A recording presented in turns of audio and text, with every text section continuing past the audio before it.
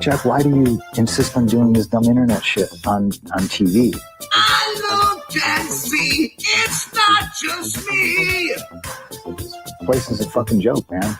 You're a clown. I quit. So many of us have stood where I stand. We are the young, so raise your hand. So many of us have stood where I stand. We are the young, so raise your hand. They call us problem child. We spend our lives on trial. We walk an endless mile. We are the youth gone wild. We stand and we won't fall. We're 1 and 1 for all. The writing's on the wall. We are the youth gone wild. No. It doesn't make logical sense. But it makes yes, of course. But it makes wrestling booking sense. Of course, this makes no sense. Of course, okay, it makes no sense. However, in pro wrestling booking, which often makes no sense, you would do that. It's about making money. It's not about anything else. Wrestling's always been about making money first and foremost. That's it.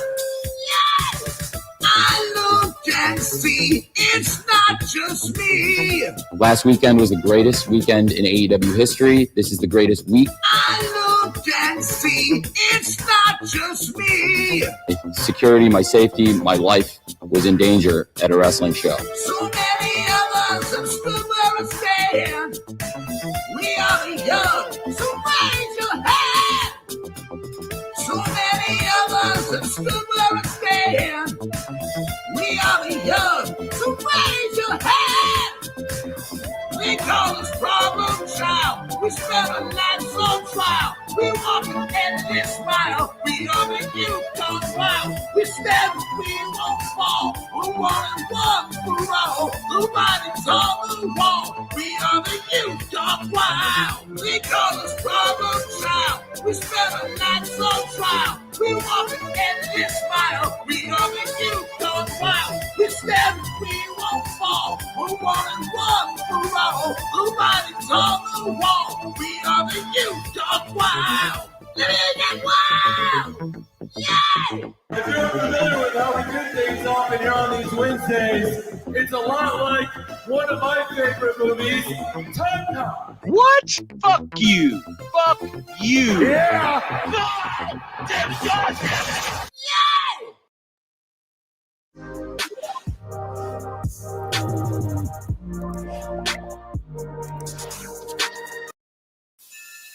It is a fast-acting viral strain that infects the host immediately, and upon getting sick, the infected will become racked with coughs, sweat profusely, and start to get the shivers and chills. There he is, the legend. The man, the myth, the legend. Yeah. You can't literally run a promotion just for the AEW, what do they call them, sickos? Thank you very much, TikTok and AEW. See you tonight. Tony Khan started telling people there's no such thing as long-term booking anymore. It's week to week. The best guys, Tony Khan. We just secured the bag. It's not like I tried to be a character. It was just sort of happened naturally. But it was never something I intended. It was just something that happened because the wrestlers asked me to do things in matches, and I do them.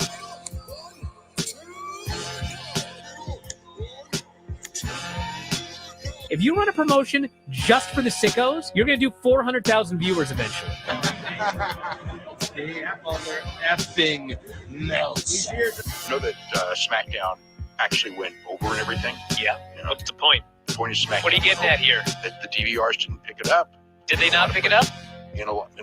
Mine didn't. Let's get into everybody's favorite moment, and it is called Dave Meltzer's Dumb Moment of the Week. What would you like to listen to in your ears? I'd like to hear the flute. Well, if you'd like to flaunt your flute, then we can find you a flautist. We have just secured the bag. It doesn't help me. Okay, so complain, but I will complain.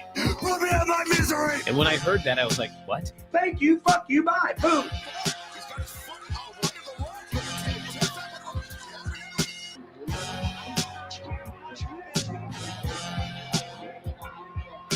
You gotta run a promotion for everybody. The sickos can be the ones that buy tickets first and spend the most money on the merchandise.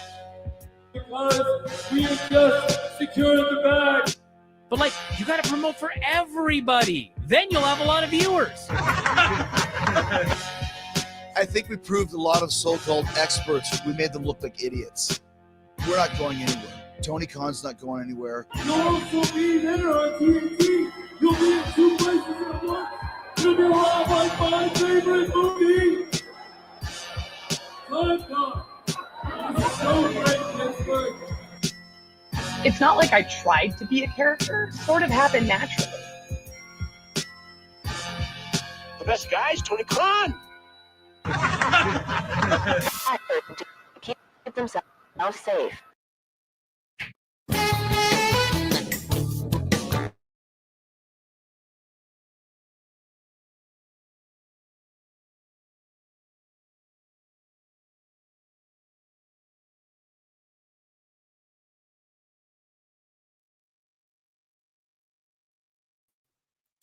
Ooh, what's happening, guys? Welcome to another eclectic edition of PWT Live Show. Yeah. I'm your host, the infallible Phil Marks, and we got a lot to get to today, folks, so we're going to get all on into it. You know what I mean? How y'all doing tonight? Of course, this is another PWT Live Show. We do these every Monday, Wednesday, and Saturday nights.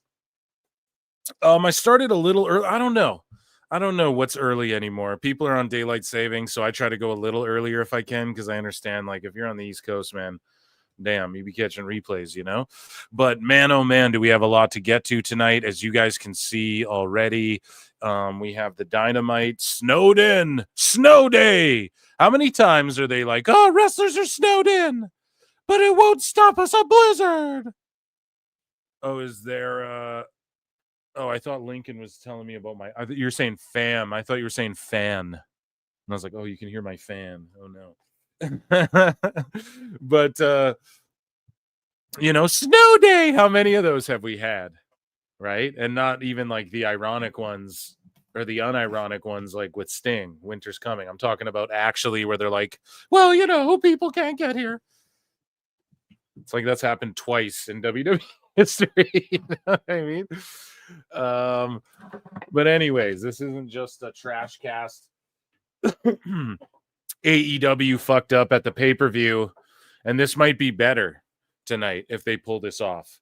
I think that they need to, well, first off, let's plug some stuff. We'll circle back. We'll talk about the card. I'll tell you what I think they need to do tonight and what they could do to actually have a moment here that they botched at the pay-per-view. That might be a blessing in disguise a little bit for them, to be perfectly honest. But yeah, I definitely am, hopefully Edge gets crowned tonight, right? Not to jump the shark here. And yeah, so guys, youtube.com/@prowrestletimes. You're crushing it. We're almost at 2K subs. We got past 1,800 there. And again, that's just like a channel where just shit gets uploaded to it. I'm not as active. The Clips channel, the main channel, likely the channel you're on, is Pro Wrestle Clips. And I mean, we're almost at 6,200 subs. So round of applause for the PWT universe always showing up and showing out. I really, really, really appreciate you guys. I have a Patreon where I'm uploading more stuff to. And I have, if you support what I do, consider becoming a member, 99 cents. I also have a pop culture channel. It's called @PhilMarksOut on YouTube. If you're into like Daredevil and stuff like that, my review for episode 4 is coming out right away. And I have some other really cool scripted content coming out as well on this channel. So hit subscribe if you're not already, and if you like hearing me talk about stuff, you'll enjoy. It's different than PWT, the format and everything. But yeah, okay, I think that's all my plugs. I just really want to get into stuff. There's so much to get to. I did a brilliant podcast today with two people, actually. So a friend of the show, Shadow Bat Ash, joined me to talk about WWE ID and sort of how the dirt sheets were reacting to it, and GCW, and how Dave Meltzer botched that story. And, because her and I are both marks, so I'm like, why don't two fucking smart marks get together and give our perspective on like Dave Meltzer, as well as like the sheets and just the entire like GCW getting flack for the ID and all of that. So we recorded this pod today, but also who joined is independent wrestler, AEW superstar, wrestled Roderick Strong on Collision. Big Trouble Ben Bishop came on the show. Allegedly. Well. And that was a fun, grand old time. And we clarified some stuff about him, and as well as just got his take on it's not your typical pro wrestling interview, and that's the beauty of it. And I'm going to do more stuff like that, so expect that tomorrow morning. Okay, a little Thursday treat with Big Trouble Ben Bishop, Hurtful Kurt joining us here at the PWT universe, friend of the show. So yeah, that'll be really, really good as well. So and we just talk about pretty much the whole episode is just based on around the WWE ID and how AEW could have been innovative with that, and just we get the wrestler's perspective, like a guy on the indies who knows WWE ID people. We got his perspective on this right in the heat of the battle of all the sickos going back and forth. So yeah, I really look forward to dropping that for you guys tomorrow morning. And yeah, make sure you hit the like. Joey Janella is becoming AEW bootlicker. We're going to cover that tonight, and he's obviously trolling, but we're going to get into that. Ben Bishop, great goalie. Yeah, no. So that's the thing. I think it was Brian. Well, you guys will hear, right? You guys watched the interview, right? But it was one of these, someone said it like he's a fucking the goaltender with the degenerative knee and all that. So we talk about all that. But yeah, let's talk about Dynamite first and foremost. Then we'll circle back to the AEW news, right? We'll do light news, and then we'll get into, because we're talking about the indies already, and then we'll circle back to this Dynamite, but I do want to preview it before it goes down. So we have TBS champion Mercedes Monet taking on Billy Starks. Here's the thing, right? Billy has never had one AEW televised match, I don't think, unless someone can fucking cage match it and let me know if I'm wrong on that. But I don't think she's even had a match on their television yet. So, like a Ring of Honor, of course. So I'll say, like, obviously Monet's going to win.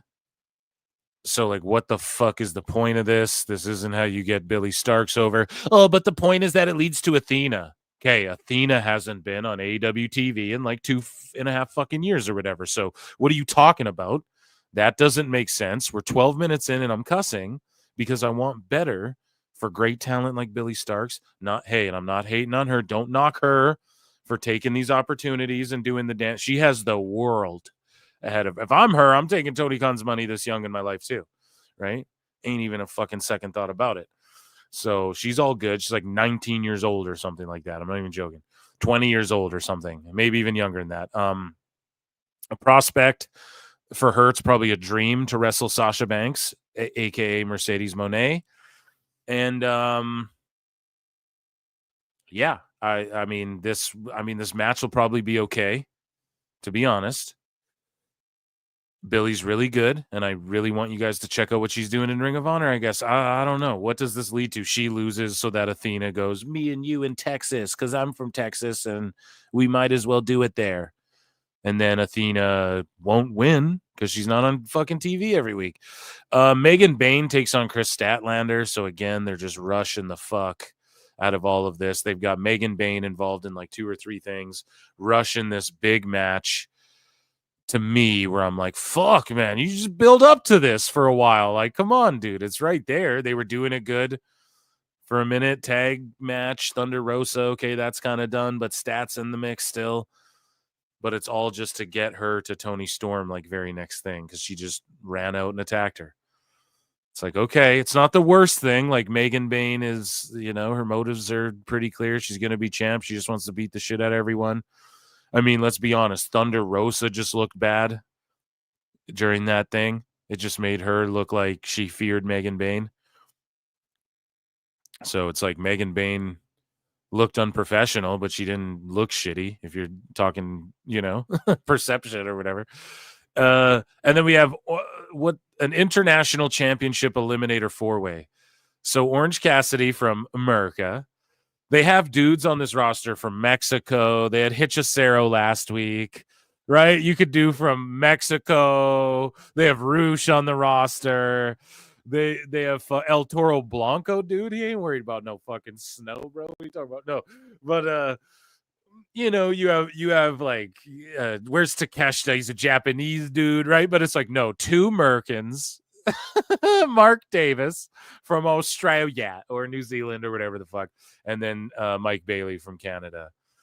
And okay, there you go. I always criticize this too, how the international champions were mostly Americans, or like it was, I think Orange Cassidy had the longest run with the belt, and he's a fucking American. It's like, dude, what are you doing? You know, you have these other belts that sort of like the TNT title or whatever, right? The international, you have all these international guys. Why don't you use some of them to flesh out your international division? So this is doing some of that, but again, it's just Cassidy. What the fuck are you doing in this match? Why are you here? What's going on? Why would you be in this thing when Takeshita's there? When you have other Americans, but fuck all that. Let's think about international guys, right? We had Hechicero go against Cassidy or whatever last week. Where the fuck's Roosh, bro? Where's Black Taurus or what are these guys say? There's like unlimited luchadors coming in and out of the company seemingly as well. Bandito, like, come on, bro. The fuck is going on? AEW World Champion Jon Moxley. Now here's where they have an opportunity to do something really great, and then this guy, Drain Bamager, 2 women's matches. Let's fucking go. And they're in Omaha. Remember, folks, the last place we saw the title was in that trash bin in Omaha. It's just a fact. So weird. Shit's a simulation, right? We've come full circle. We're about to see a fucking garbage street fight, and this title will suddenly reemerge. Listen, man, they have a moment, or they have a chance to create a moment here that they didn't do at the pay-per-view, which might be better as a fan. It might feel more satisfying if tonight Edge wins that belt. And I'm not saying because this is good Tony Khan booking. It's because he overbooked the fucking pay-per-view. And this should have been what that pay-per-view culminated in.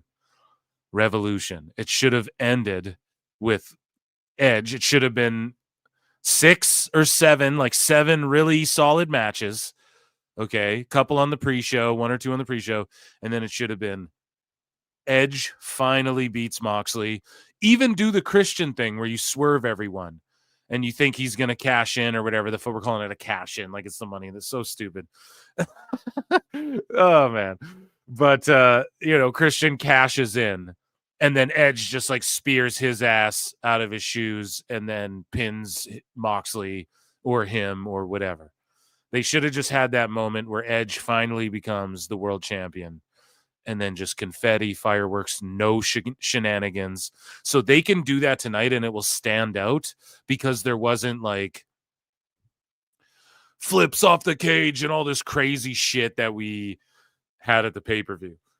Where like Tony Storm, the final ending or whatever, right? And she looks like the movie Carrie. Like we don't have all that to sort of muddy this moment. Like this can just be a Dynamite and then a really cool world title changes hands on TV with Edge. Like, and maybe it pumps a little viewership back in that. I don't know. Maybe the max number spikes up. I don't fucking know.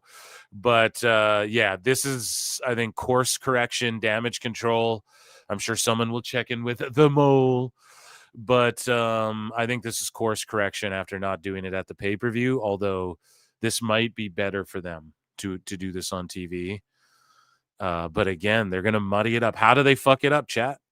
Should I put a poll in the chat on the Clips channel? How does AEW fuck this up? Right? Let's start a poll. How does AEW, how does Tony Khan, let's say, okay, up the end of this main event we're going to go via run-in, all afterbirth scenarios, right? But we have to just, is it a run-in? Is it a DQ? Right? Is it a fucking an attack? Attack after match? Or you never know, it's AEW, attack before match, okay? So vote if you're on the Pro Wrestle Clips channel and hit that like button while you're there too. And yeah, run in a DQ or an attack after the match or before the match. How do they fuck up the end of this main event? Right? So he puts Orange Cassidy in the main event after losing. Oh, that's so good. Moving along here. So yeah, that's my predictions, I guess, for this Dynamite. And yeah, they do have a chance. What was I saying before? Yeah, that they have at the beginning of the show, I was saying, you know, they have a chance to do something really cool, and hopefully they pull it off. That's all I'll fucking say about that.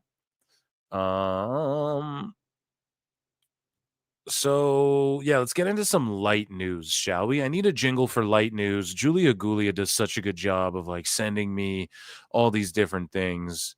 And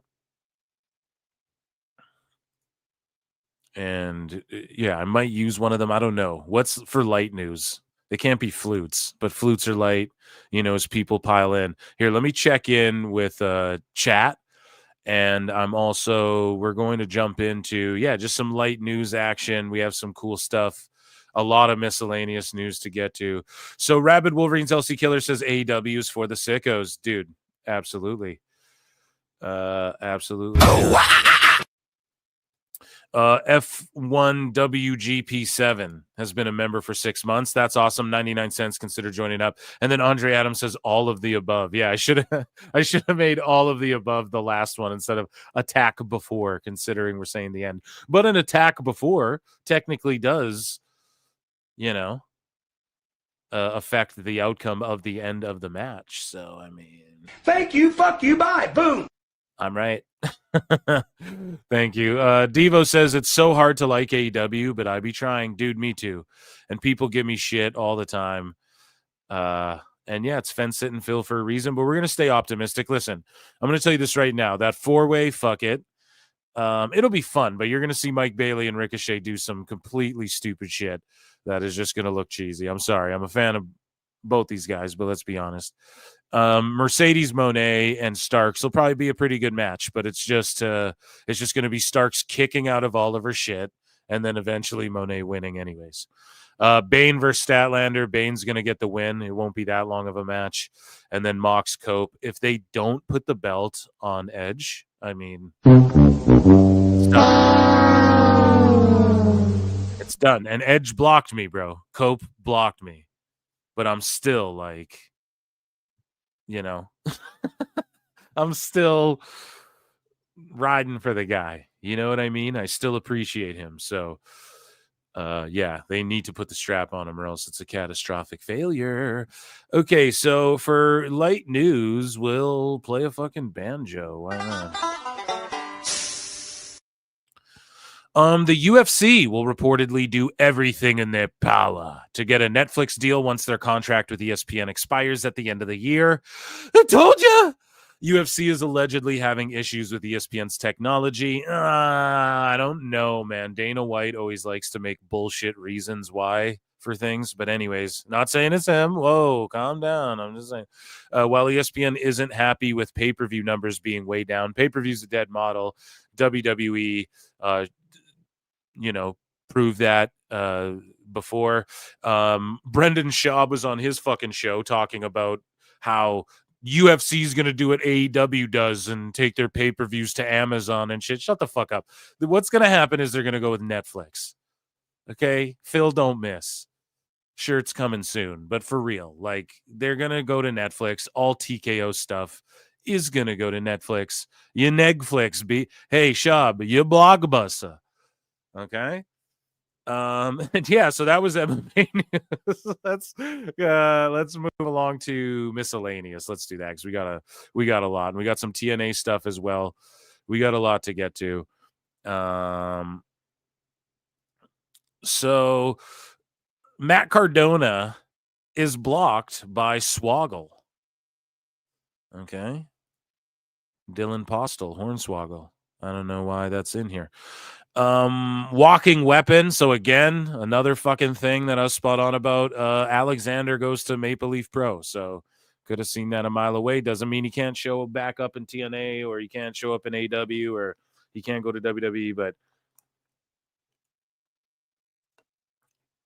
this was 100% his first stop. I called that a mile away. So here he is. I mean, oh no, QT Marshall, I was going to say he's a walking wounded literally, but he's now in control of Josh Alexander, the walking. So QT's whooping his ass. I wonder if Big Boom AJ makes a run in. Weapon. QT Marshall into the apron. Oh, wow, Argentine backbreaker. QT Marshall, your plan has just gone away. That's actually a crazy spot, and shout out Marshall for taking that. And dude, Josh Alexander's lit as fuck. Okay, moving along.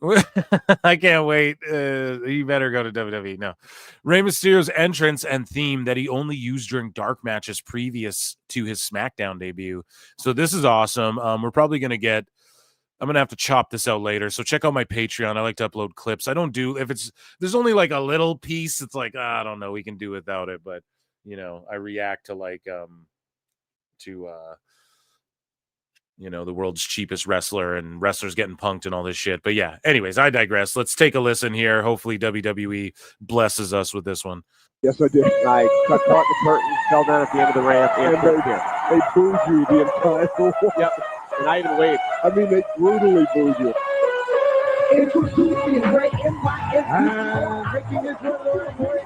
Like this theme slaps too. Why? I wonder why they switched it. I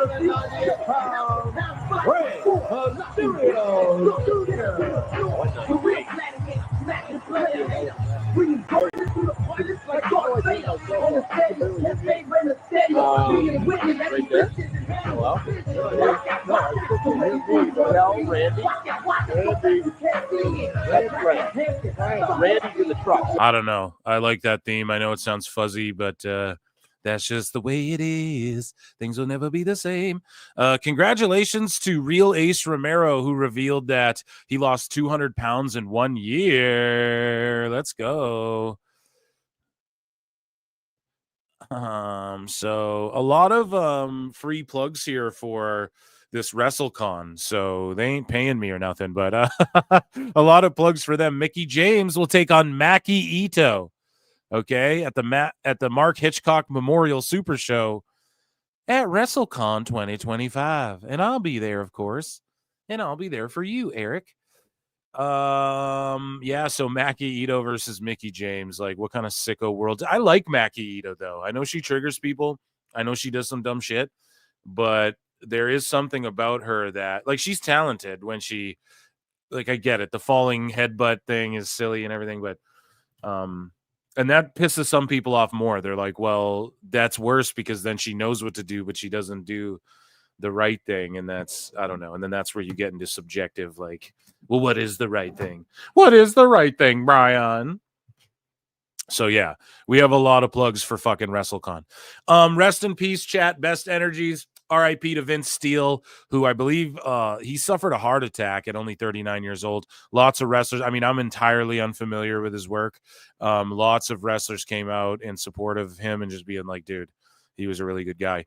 And so I think he passed away in the ring, which is incredibly unfortunate. So, yeah, just best wishes out and energies to his family and all of that. In lighter news, I am honored to be the new QP. So this is Qatar pro wrestling, dude. And they're just throwing out big bucks to sign like stars from around the wrestling world and have them come wrestle. I think Del Rio and Miro threw down over there.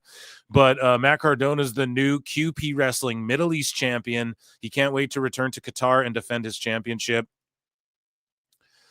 These are the type of gigs.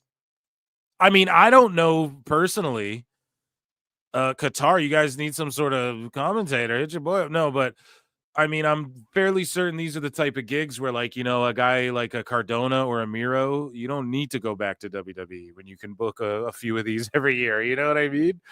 A handful of these ones, you know, maybe a few of these, and then, you know, a solid handful of fucking other indie dates and cons and stuff like that. I mean, WrestleCons. I mean, yeah, you don't.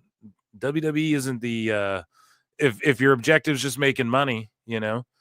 If your objective's like taking it to the final boss level, yeah, you need WWE. But if you were like, yeah, I've been there, done that, like a Cardona, damn, dude, strike while the iron is hot right now, dude. And it's been hot for years now. We're rolling. Like, I love it. I feel like wrestling is just getting bigger and bigger. So I can't stand people complaining about WWE's numbers going down. It's like from the Netflix debut, which was basically like a PLE. So that's like saying, oh, the Raw numbers are down from WrestleMania. No shit, you know? Anyways, though, that's another topic. Here, let's just take a look. Here's Cardona, I guess, accepting his title. English commentary. That's all I'm saying. I won't say fuck. I promise. Okay. He won't be allowed on. Well, no. Matt Cardona. I didn't hear you say new Middle East champion. The complete. Chat, is that belt a W or nah? It's, I don't know. They need to just fill that white part in the middle with, like, you know, the big gold, the big Goldie, the world heavyweight. You just fill it with that shit, like, you know, flowers and lion heads or whatever. Skulls and flames and shit, bro. No, I don't know. The internet champion.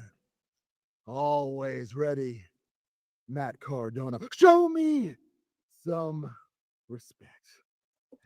Well, Then you see, he's so seasoned too. He knows all they're gonna print are his few select English words and shit or whatever, right?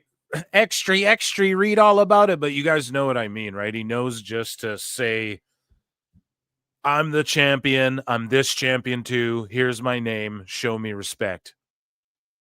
Boom. He's such a profesh. I don't know. Anyways, moving on. Champion. I love Cardona, dude. I'm a huge fucking fan of this dude. Matt Cardona. You're expecting me to thank Ali for bringing me here. Thank all the fans here. The tennis. No! I'm going to thank me. I'm going to thank the complete Matt Cardona. I got here all by myself. Yeah, when the fuck does he go back to WWE? It's like he doesn't even need to. I'd love for it to happen. He could be a cool, like, one-off Rumble appearance, you know? Speaking of MLP, though, here is PCO. Just absolutely, PCO is not human for a reason, man. Look at this madman. At his age, watch this whole sequence. Shout out MLP. Don't fucking Scott D'Amore. You're the guy. You're the guy, my guy. I'm not your buddy guy, but you're my guy. Okay, friend? So don't pull my shit, fellow Canuck. Oh, my good God. Do it again. Yeah, it's not even I am the table. It's like I am the concrete floor, dude. He just missed and splatted. Watch that one more time, then watch what he does. Oh, my God. And the fact the table didn't, like, and look at him, he's like limping up the rope. Oh my God. Whose legs broken worse? PCO's or the tables? Look, boom. Like, you only have so many of those in your life. He's just putting them up. How old is he? Like 60, just putting them up.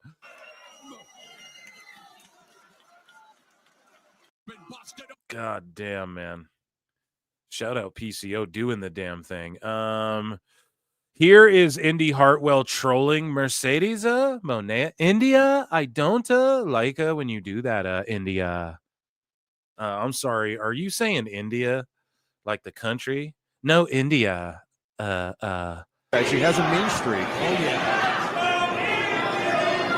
And this is the match they pulled JD off of. Indy Hartwell now maybe a test of strength. That would not be smart for Mercedes to accept. No, Indy obviously taller than Mercedes. Yeah, quite the difference, as you can tell. Oh, there we go. Very resourceful is the champion. This is Mercedes. First time, as we mentioned, here at the NYC Arena. She scaled the ropes. Nice arm drag takeover. Shout out HOG Wrestling. Yeah, that's a shitty arm drag Monet just pulled off there. Terrible.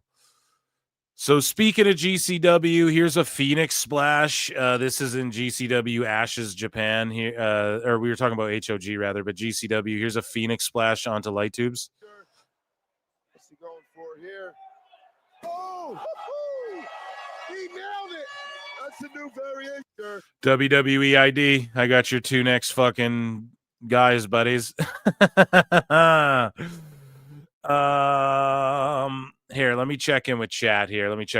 Eric for 5 says there wasn't an option for jumping off something tall and breaking your face. Oh man. Yeah, no, definitely. That Phoenix Splash was sweet, but dude, you just see the jagged edges of the tubes too. I know this is from a minute ago, but yeah. Thank you so much. You fucked up! You fucked up!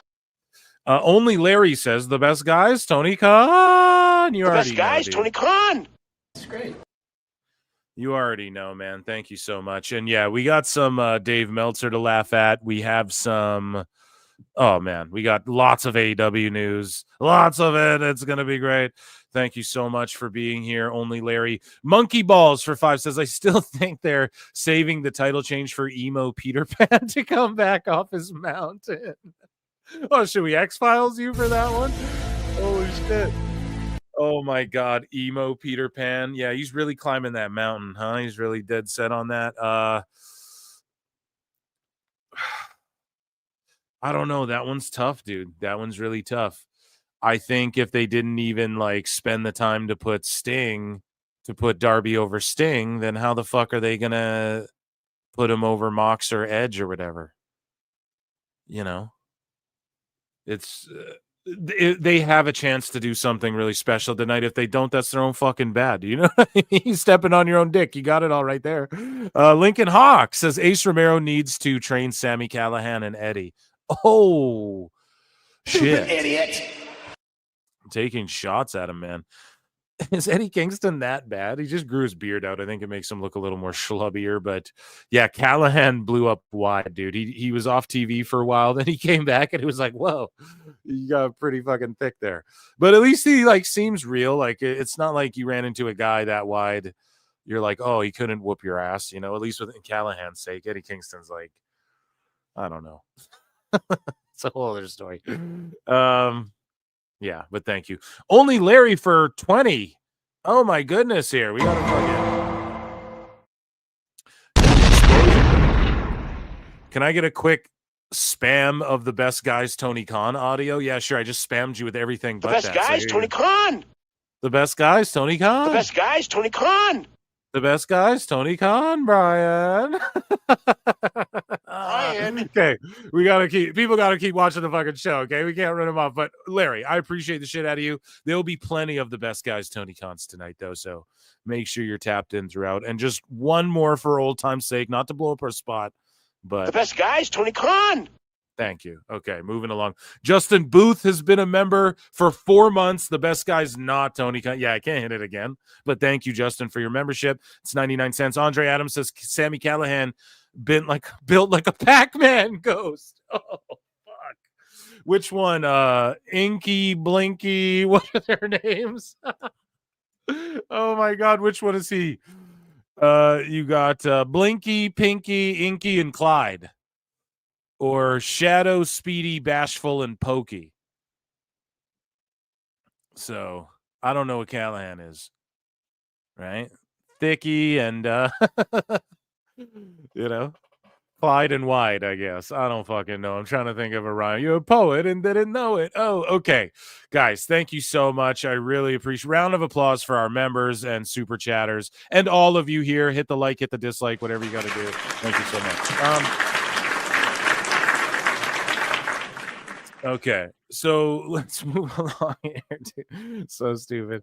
So, you know, speaking of Pac-Man, No, that's a terrible. I'm not even going to go there with this one. Matt Riddle said I had a terrible joke. Matt Riddle says he found Sami Zayn and Kevin Owens difficult to work with.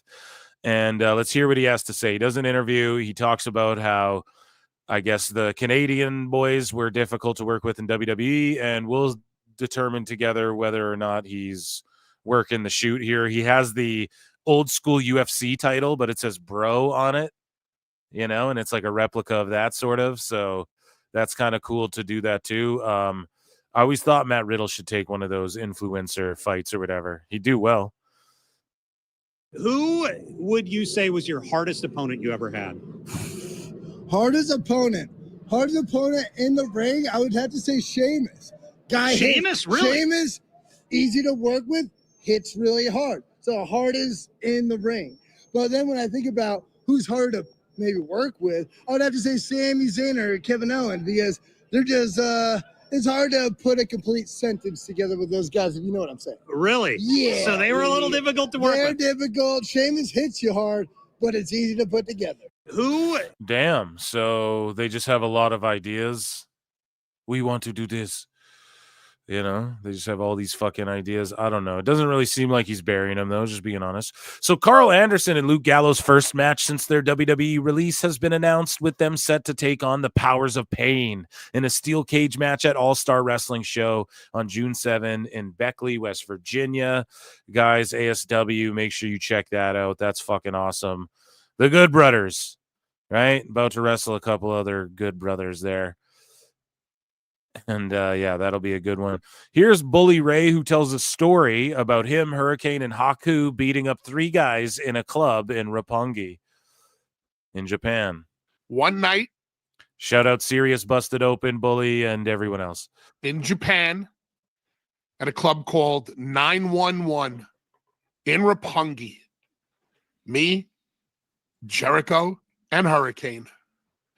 And Jericho had a couple of cocktails in him. And he was like, hey, yeah, they do gone bobbed out. And Hurricane was like, stand back. And then fucking Bully was like, Devon, get the tape. No, I'm just joking. Okay. And we all know what happens when Jericho gets a couple of cocktails in him. He wants to fight. Thank you, Mark. And he was instigating some shit. So Jericho's a little shit talker, shit starter when he gets drunk. Okay. And he was the champion at the time, so he thought he was, this is when they unified the championship. They put it on Jericho, so, I could beat Tyson, Judas in my mind, only in my mind. Thought he was the Cat's pajamas. And the bee's knees. He starts in with 3 guys. Yeah. The first guy had his jaw shattered by Uncle Bully. The second Uncle Bully just broke your nose. Guy got his nose broke by Uncle Hurricane. And Hurricane hit you with an elbow. I turned around and I witnessed the third guy standing on his own 2 feet, but slowly crumbling to the ground. And when I realized why this man was crumbling to the ground, I then realized it's because Haku had the shoot throat grip on him and was choking him out slowly until he dropped to the floor. Remember the What have I done? I'm so afraid. Haku has my fucking jaw and ripped it all away. No, you know what I mean? Jesus Christ. Haku just really Tongan death gripping dudes. Holy shit. double? Remember the goozle when he used to grab you by he goozled him by the Adam's apple and just cut all the oxygen off? It's real. It's it's real, dude. He really did it. It's real. It's damn real. It's damn real, man. Oh shit, man. You gotta love stories like that. You don't really hear stories like that anymore. So we're like, we've heard them all. Dark Side of the Rings covered them all 2 seasons ago, So Odyssey Jones files defamation lawsuit over WWE firing. Now, I don't think this is towards WWE. Let's just take a gander. Watch me be wrong. No, defamation against his former partner. Right? Saying like, I'm innocent and this got me fired from WWE. You owe me whatever money. So Kurt Angle expresses gratefulness that fans have dropped the name Perk Angle and now use Peak Angle. And he said he was really pleasantly surprised that they responded that way. It makes me know that I have true fans out there that really enjoy my career and love me for what I did. I'm just grateful that they're going to drop the name Perk Angle. It reminds me of a dark time in my life, and it's something that I don't want to have to deal with anymore. I deal with it already, and it's behind me. Yeah, that's good. Peak Angle. Speaking of behind them, though, Del Rio seemingly still just on the wrong path here. Former WWE star Alberto Del Rio, Alberto El Patron, reportedly suspended by Tijuana Commission, and he's suspended from Tijuana for like 182 days or some shit due to an incident with fans, right? So some shit popped off in Mexico. And let's see, at the AAA wrestling event, the Tijuana Commission suspended him for 180 days, which is roughly 6 months, for his role in an incident on Friday. They have two TV tapings coming up in Baja California, but those are in Ensenada and Rosarito. I don't think it affects those. I haven't seen the full match, but in the clip going around, Alberto appears heated at someone in the crowd post-match. He tries to hop the guardrail, but isn't able, so he circles to a place he can get over. He then throws a chair at someone off camera. Security intervenes. Another fan, seeing this, then throws a chair, hitting Alberto in the head, which starts a slight melee with people throwing things. One story going around is an old lady got hit by a flying chair at some point and ended up in hospital. Well, that's no good. Oh, come on. That's not very fair, Alberto, to bring people's grandmothers into your chicanery down there in Tijuana. That's not very fair. I once saw a donkey show there, Eric. Okay, let's move along. So Matt Riddle is interested in working with Vince McMahon again. You what? No, you're not reading that. He said they got rid of Vince, but from what I hear through the grapevine, there might be a new opening for him. I've even heard Vince might have another company. I'm interested in anybody, bro. That's wild, dude. Alberto Del Rio, yeah, he's like banned in Tijuana for like 6 months. And yeah, we just went over it. He threw a fucking chair and then someone glommed in with a chair. So we have a couple companies vacating tag belts. So Noah vacated the WWE tag belts not long ago. Or pardon me, I'm an idiot. So Omos was there. Noah vacated their tag titles that was held by WWE Superstar at the behest, I'm assuming, of WWE, who are like, we need Omos back here, whatever. I have no fucking clue why. But AAA also vacates their tag titles that were held by Jinder Mahal and Satnam Singh, with, of course, the Jarretts in their corner. And I mean, I fantasy Mark booked that. I was like, I'd get Jinder with fucking Satnam and just try and sort of recreate and put him with the Singh brothers and do what kind of he was doing in WWE before. I know you want to be different, but at the same time, like, imagine the heat you get doing that type of shit on the indies where everyone, I don't know, you just get such heat. But of course, that also costs a lot of money, you know, for everybody involved in that. But former WWE champion, but yeah, they just vacated the titles, so it is what it is. Big Trouble Ben Bishop, who is on PWT podcast tomorrow morning, actually, guys, if you're just tuning into the show. Big Trouble Ben Bishop and I hung out today. We laughed at the sheets. We talked about Dave Meltzer. And yeah, we interviewed him a little bit, cleared up some of the rumors about him as well. And he has a match coming up on this Friday, so 2 days. ACW. Big Trouble Ben Bishop taking on former WWE and TNA world champion Nick Nemeth. And that's Adrenaline Championship Wrestling. That's in Maryland, Hagerstown, Maryland. So make sure you guys check that out. And go give Big Trouble Double B a fucking follow. He wrestled AJ Francis recently. He's wrestled some names, man, in and around. He was on fucking AEW, right? So, yeah, make sure you guys check that out. So, again, man, look at how over Sting is. Like, what a fucking baller.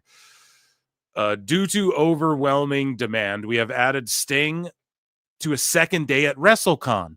He will paint red on the one day and then white on the other day with pro photos. So they had to split it up. He's making so much money. There's such a demand. Literally, Sting can go get a whole bag of like people going, well, do we get him in the red and black face paint? You know, there's a whole fucking market for that. What a baller. There's over, then there's like over. There's over like Red Rover. You know what I'm saying, dude? And that red face paint, dude, is Red Rover, right? We call fucking the Brinks trucks over, right? Mr. Moneybags over here. So dude is like gonna make, because there's people who are gonna double up. There's people who are gonna go, oh yeah, I got him the first night, I gotta get him night 2 though as well, or whatever the fuck. You know, I gotta get him in both. So I don't know, dude. That's crazy. Having and like, let's be honest, he could fucking he could paint his face like Surfer Sting and do that one night too. If it was a 3-night thing, they for real could do that. So I don't know. Just amazing. Good for him, you know, seeing someone all these years later to where it's like, you know, he's going to make so much money from this. I don't know. Sting's a fucking icon. He is a legend. Say what you will about his AEW run. To me, he's always been going to be one of my favorites. You know, not like even like one of my all-timers of the best ever, you know? But he's just one of my favorite. Look how fucking over he is, right? He could do the Joker face paint and probably do a night as well. Like he's just truly the outlier, the guy who didn't need WWE to reach that status that WWE, you typically needed WWE at one point in your career to get to that level. You know what I mean? Awesome to see. So Jimmy Wang and Jazzy Yang, a father-daughter combo courtesy of Hybrid School of Wrestling. So Jimmy Yang and Jazzy Yang are going to be there. So Jimmy Wang Yang's daughter, Jazzy Wang Yang. Okay. Moving along. Kurt Angle, Peak Angle will be there. Okay. And then we have Sonny Ono and Ultimo Dragon, dude, are going to be at WrestleCon. Get your tickets. Only at StarCast. I don't even know if that's the same thing. WrestleCon and StarCast might be two different goddamn things. But yeah, we got Ultimo Dragon and Sonny Ono. And yeah, that's amazing. So that was Miscellaneous News. Round of applause, ladies and gentlemen, for Miscellaneous News.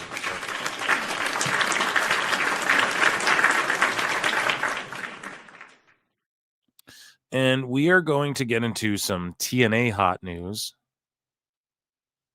as well, which we got quite a bit. And so let's transition over. And you guys know what? I'm feeling a little banjo-y, okay? Banjo-y, no kazooie, right? So we head on over to my world with Jeff Jarrett over at Save with Conrad. I gotta really stop just plugging his shit for free. Jeff Jarrett on Hulk Hogan getting rid of the 6-sided ring and getting booed on his first night in TNA.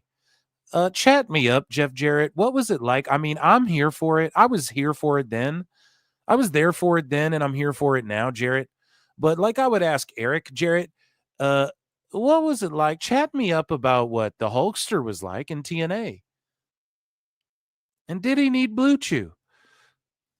I'll take 2 every day. Head on over. So with it's Conrad over on X.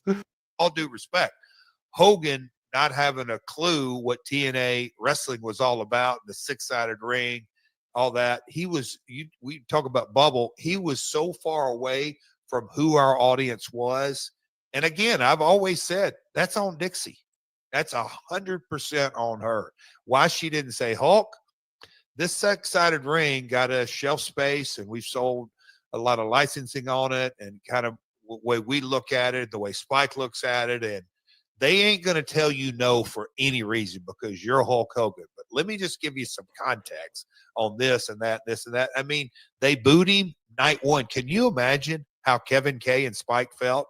The big savior of TNA, quote unquote, that didn't need saving, was on the right track, is going to walk out there and they're booing him night one. It was just like, guys, what do y'all not see the forest? Nope, you can't because of the trees. It was just unbelievable. He wanted to take shots at me, and this is a wrestling 101.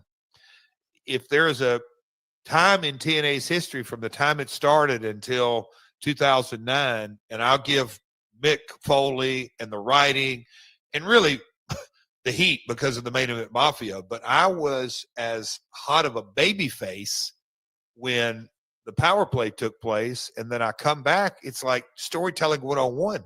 I'm not going to be a heel just because, Hulk, you're a babyface and you're going to say shit about me. They just a total disconnect on every, I mean, poor Orlando Jordan and the Nasty Boys and Val Venus and all this. I mean, it was just everything that TNA wasn't. Well, shit, Jeff, I don't hear you keeping that same fucking energy for Tony Khan now, do I? So with So Gigi Dolan and Tatum Paxley showed up at the TNA taping. So there you go, folks. We need that fucking, now this is what it's like when worlds collide invasion. Are you ready to go? Because we need that fucking TNA NXT Worlds Collide then invasion. Cassidy Haynes of bodyslam.net says, on Friday, one of our Body Slam staff members made an inappropriate comment voicing their personal opinion about This Is TNA and some of its performers during our live coverage of their pay-per-view. So we covered this before, you know, they were trashing. They're like having a known racialist like Tessa Blanchard and having AJ Francis tell Laredo Kid to go back where he came from. That's so offensive. And then AJ's like, well, he told me to say it. So, yeah. The comment was uncalled for, unfair, unprofessional, and unacceptable. As a media outlet, we should remain objective and unbiased. We at Body Slam want to publicly apologize to TNA, to Tessa Blanchard, I couldn't tag her, AJ Francis, to the staff of TNA, TNA fans, our readers, and any others who were offended by the tweet. It is not our role to play judge, jury, or social executioner. Personally, we want to be a brand that lifts up professional wrestling, etc., etc. AJ Francis was like, nah, I wasn't even mad or whatever. Can't remember what he said. He was like, nah, I wasn't even like hurt about it or whatever. But yeah, moving along. TNA management is working tirelessly on securing a bigger TV deal, which they'll likely get at the pace they are going, ladies and gentlemen. That was light news. Let's get a banjo and a round of applause for light news.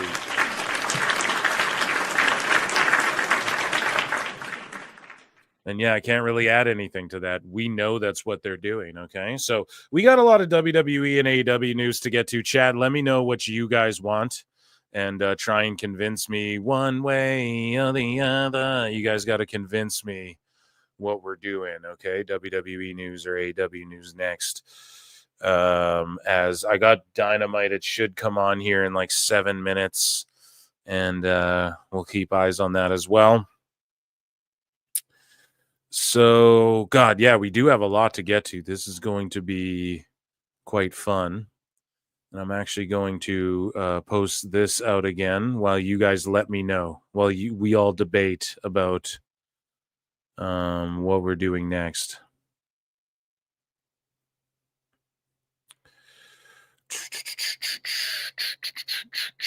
Okay. All right, good. We got the Dynamite card pulled up. Excellent stuff, folks. Okay, let me check in with chat here. I watch TNA every week, and it's getting better. That it is. TNA should go head-to-head with AEW. I mean, sure, AEW news, AEW Jericho. Is it Jericho time? Yeah, how many likes are we at, guys? There's like 275 to 300 people watching across both channels, sort of fluctuating. On the Clips channel, we got to run it up to 100 likes. Or if you guys want Jericho, I'll play it. If it means you guys will get to 100 likes, let me know. Yeah, and it just helps out the algorithm, you know? So I appreciate that a whole heck of a lot. Or hit dislike too if you guys don't like me. That's cool too. So yeah, you guys are just I think AEW news is like winning it out, but I'm still gonna give it a minute here, and I'm gonna check in with chat once more as I check in with our poll as well. I asked, how do you guys think that Tony Khan fucks up the end of this main event? 50% said a run-in of some sort, DQ, attack after match, and 8% said attack before match. It could, you don't know with AEW, dude. You don't fucking know, right? So thanks for participating in that poll. Miss October 30 says, I'm glad you enjoyed that kid flipping Cena off. Yeah, thank you for sending me that. Miss October emailed me a picture. I saw it on Twitter as well, floating around after, but it's like this little girl standing at her TV and just flipping off the screen with John Cena like standing there, which was just fucking adorable. That's why. That's what it's all about, you know? That kid's gonna, you know, have heat with him forever. Or he's going to have heat with her forever. Raz Grado says, I want the gift of Jericho for my B-Day. Is it legit your B-Day? Okay, you guys didn't get to 100 likes quick enough. Raz Grado wants it for his B-Day. Get the likes up for his B-Day run-in from Chris Jericho. We had a Big Trouble Ben Bishop on the podcast earlier today, and now Chris Jericho on the live show. I look and see it's not just me. So many others have stood where I stand. We are the young, so raise your hand.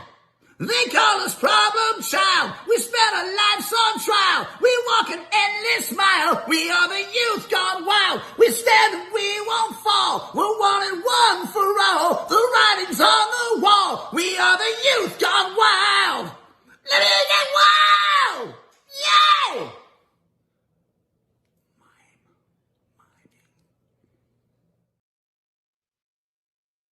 Amazing. I really enjoyed that.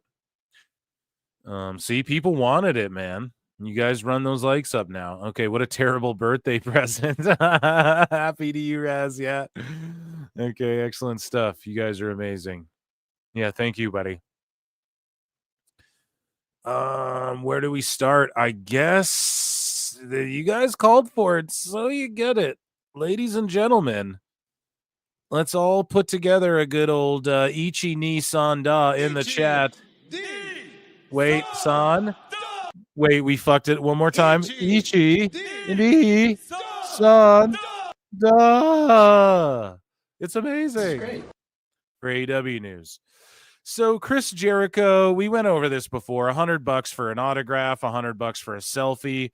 I bring this up to contrast what we're going to go through in WWE news, but I bring this up again just to say Cena is selling dinners with him for $25,000, and Triple H meet and greet is $8,000.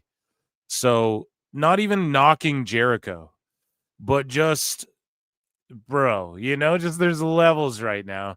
So Hologram and Commander are now officially a team in AEW known as, and I'm sorry, I know that Gravity is Bandito's brother, but Hologram and Gravity should go together.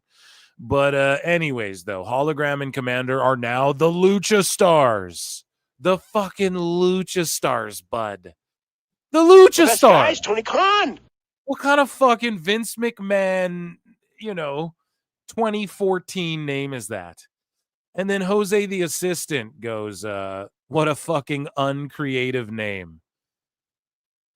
Right? May as well be called the wrestling team. Yeah. Generic team one. You know? Just terrible. Now they changed it, which we'll cover in a little bit. And it's got to be because of Jose. He called it the fuck out. He's called it out multiple times. And yeah, we'll go over in a bit. There's sort of a through line here. They have a new name, and it's trademarked and everything. And yeah, you have to think our guy Jose just roasted their shit. Like, who came up with that, dude? I wonder who comes up with those things, you know? It's weird. I wonder who come up with a name like Lucha Stars. So more on that in a bit. Triple H's thoughts. So Grok is meaner than anyone on the internet. So they asked Grok to roast Tony Khan.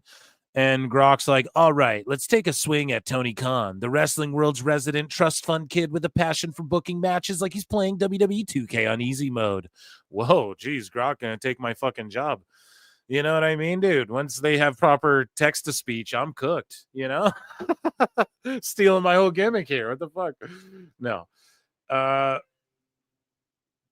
Grok, I was going to say he, but it's a fucking machine, goes on to say, this guy's got more money than sense, running All Elite Wrestling like it's a vanity project fueled by his dad's checkbook. This sounds like the wacky synopsis to like a shitty B comedy that like, you know, some fucking comedian from the 80s does on their way out of the game. You know what I mean? This guy's got more money than sense, running All Elite Wrestling like it's a vanity project fueled by his dad's checkbook and a dangerous cocktail of Red Bull and delusion.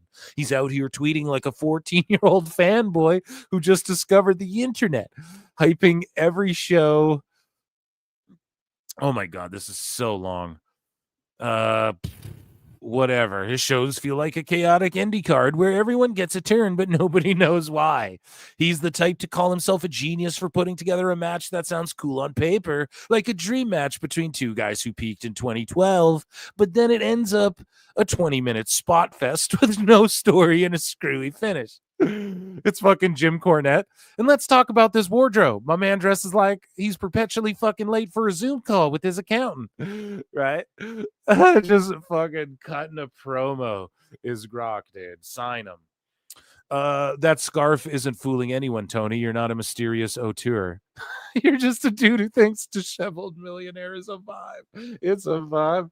It's a vibe. Yeah. Oh my God. Stick to buying sports teams and let someone else steer the ship before AEW becomes the wrestling equivalent of a midlife crisis. Is it not already that, if nothing else, though, Grok? Right? Here, I'm trying to get Dynamite on. What the fuck's going on? Trying to support this shit, and these apps are always being fucky. Here we go.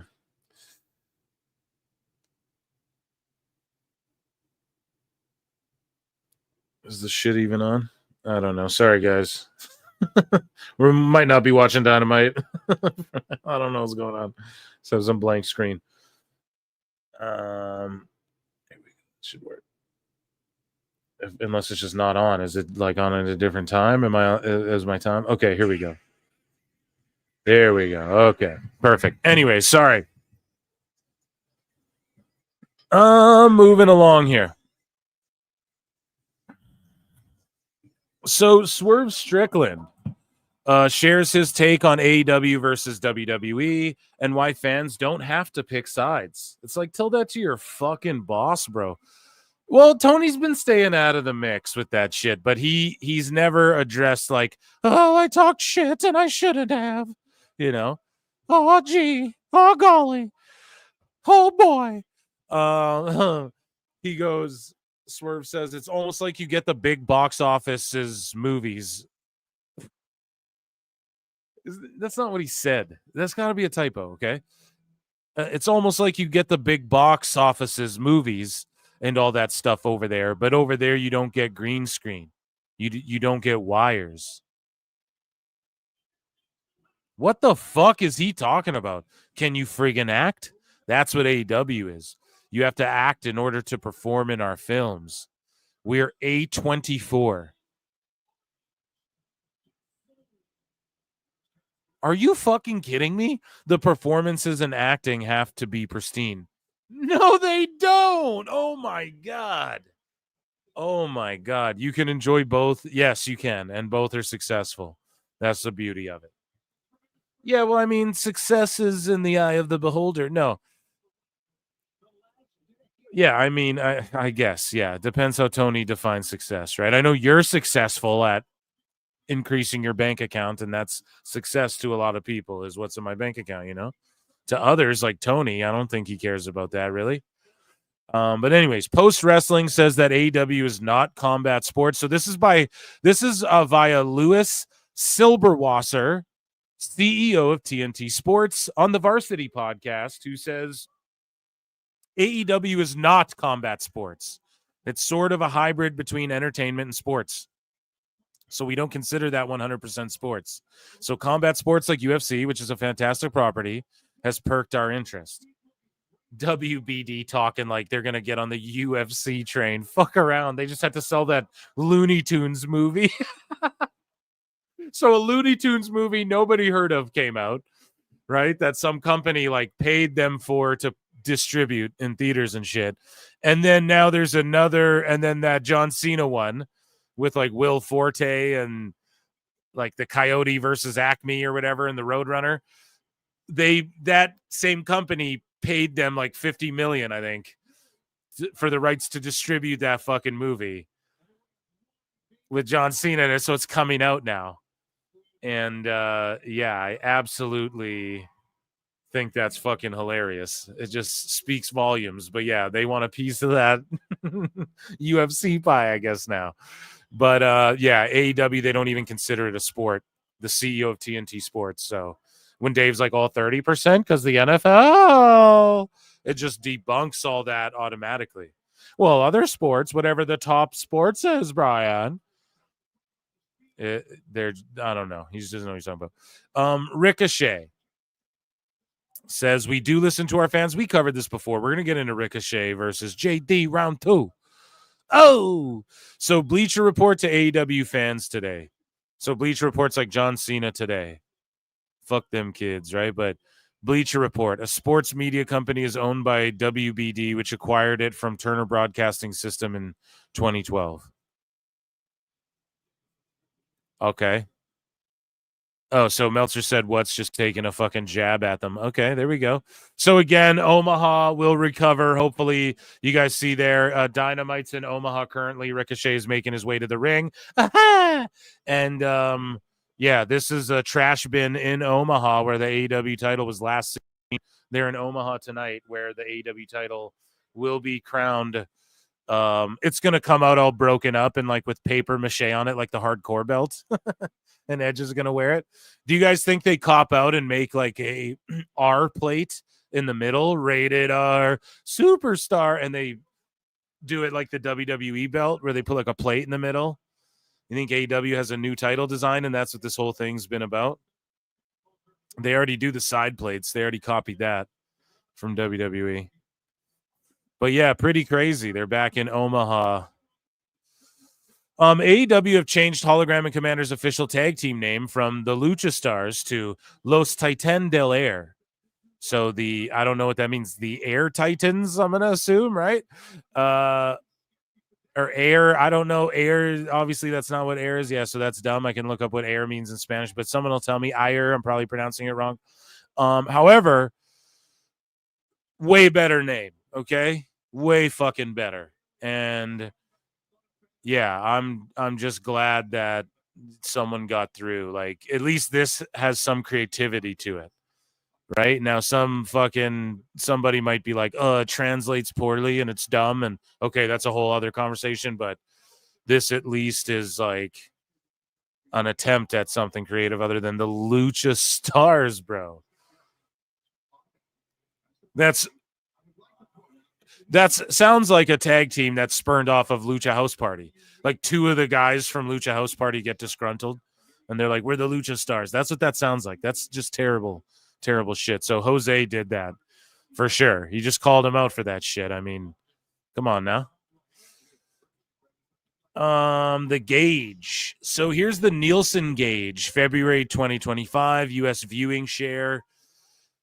Now, this gets real into the nitty gritty, but you guys can see we have a chart. We like charts here. So here's other streaming is 6.2%. So let's look here. YouTube is 11.6, just dominating. Netflix is also doing so good, 8.2. Disney 4.8.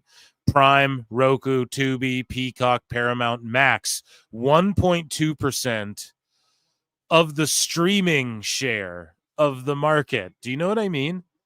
So, like, you literally see people saying, Collision did 400K or Dynamite might be close to Raw. Like that's what Meltzer's trying to paint it out to be. Well, with Max, it could touch Netflix. You guys, Raw's in the top 10 every fucking week, #1 in multiple countries. AEW, no, and this isn't to be like, fuck AEW. I just need to point out reality. Max is not even, see, this is what when fucking your boy MJ from NJ comes on here, right? This is what I wanted to see this whole time. What does this fucking chart look like right here? So this is from Nielsen, the gauge, okay? Nielsen's total TV and streaming snapshot. So, and we're not shitting on any of these. I like Paramount. A lot of motherfuckers watch Peacock. Tubi's cool. I got a Roku. I don't watch the Roku channel lots, but I use Prime. I use Disney. I use Netflix. I use YouTube. I don't really use YouTube video. I don't really watch movies on YouTube for whatever reason. That's not really my style. But for other stuff, you know. Pluto's cool too. But yeah, you just got to look at it for what it is. 1.2% of the pie. Netflix has 8.2%. Which is damn near, it's like 3% higher than Disney even. Which is Disney, for fuck's sakes, you know? Then the next thing to it. So it's just for Dave, who's like, I study the business, and he wants to play numbers game. It's like, even if it was #1 on Max, I don't even think it sniffs Netflix top 5 probably, you know? Just being real about it. Let alone broadcast. And the key demo, Brian. So Switchblade says Netflix, Max, and Peacock viewing share of Feb 2025, according to Nielsen. Max share is down 0.1 year on year. Peacock share is up 0.1 year on year. Netflix share is up 0.4. In other words, okay, listen. So in other words, Max is down 7.7%, Peacock is up 7%, and Netflix is up 3.6. My God, I've gone cross-eyed. I hate breaking this shit down. Boring. No, just kidding. It is interesting though, right? When you get it, when you want to play the game, it's all about that game. Let's do it, Meltzy Seltzy. We can learn. We're learning. He's like, by God, they're learning, right? We're learning. We're just studying the business, Dave. Is that all right, Brian? Okay. We just, well, you know, only I can study the business. Brian. So here you go, Dave. Here's the charts. This ain't going nowhere either. I'm just hanging on to this one for a minute, right? Here's something I've ranted and raved about on this show a fucking number of times, but Ospreay went ahead and said this part. So I got to actually like tweet this out and put this out there like on X where other people see it who might not watch the show. So here's what Will Ospreay had to say about storytelling in AEW.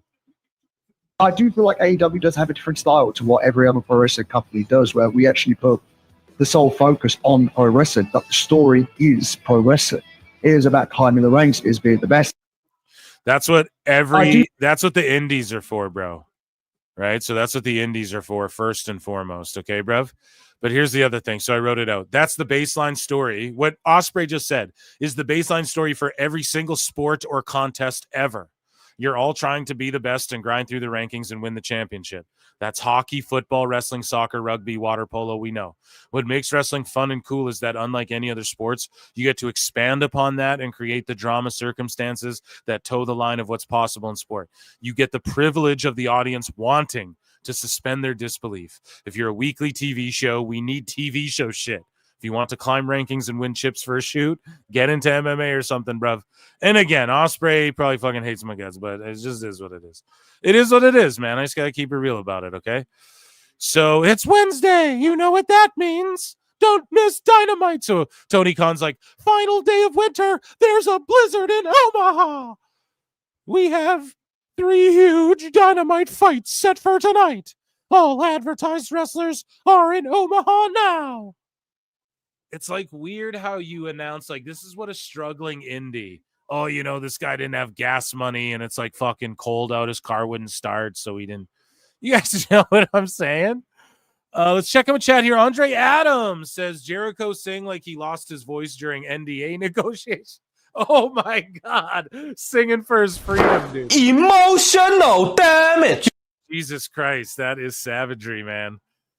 Yeah, I'll duet with Jericho. some point. We gotta see. It can't just be 200 likes. Man, that's so funny. Singing for his freedom, dude. MBDBDBF.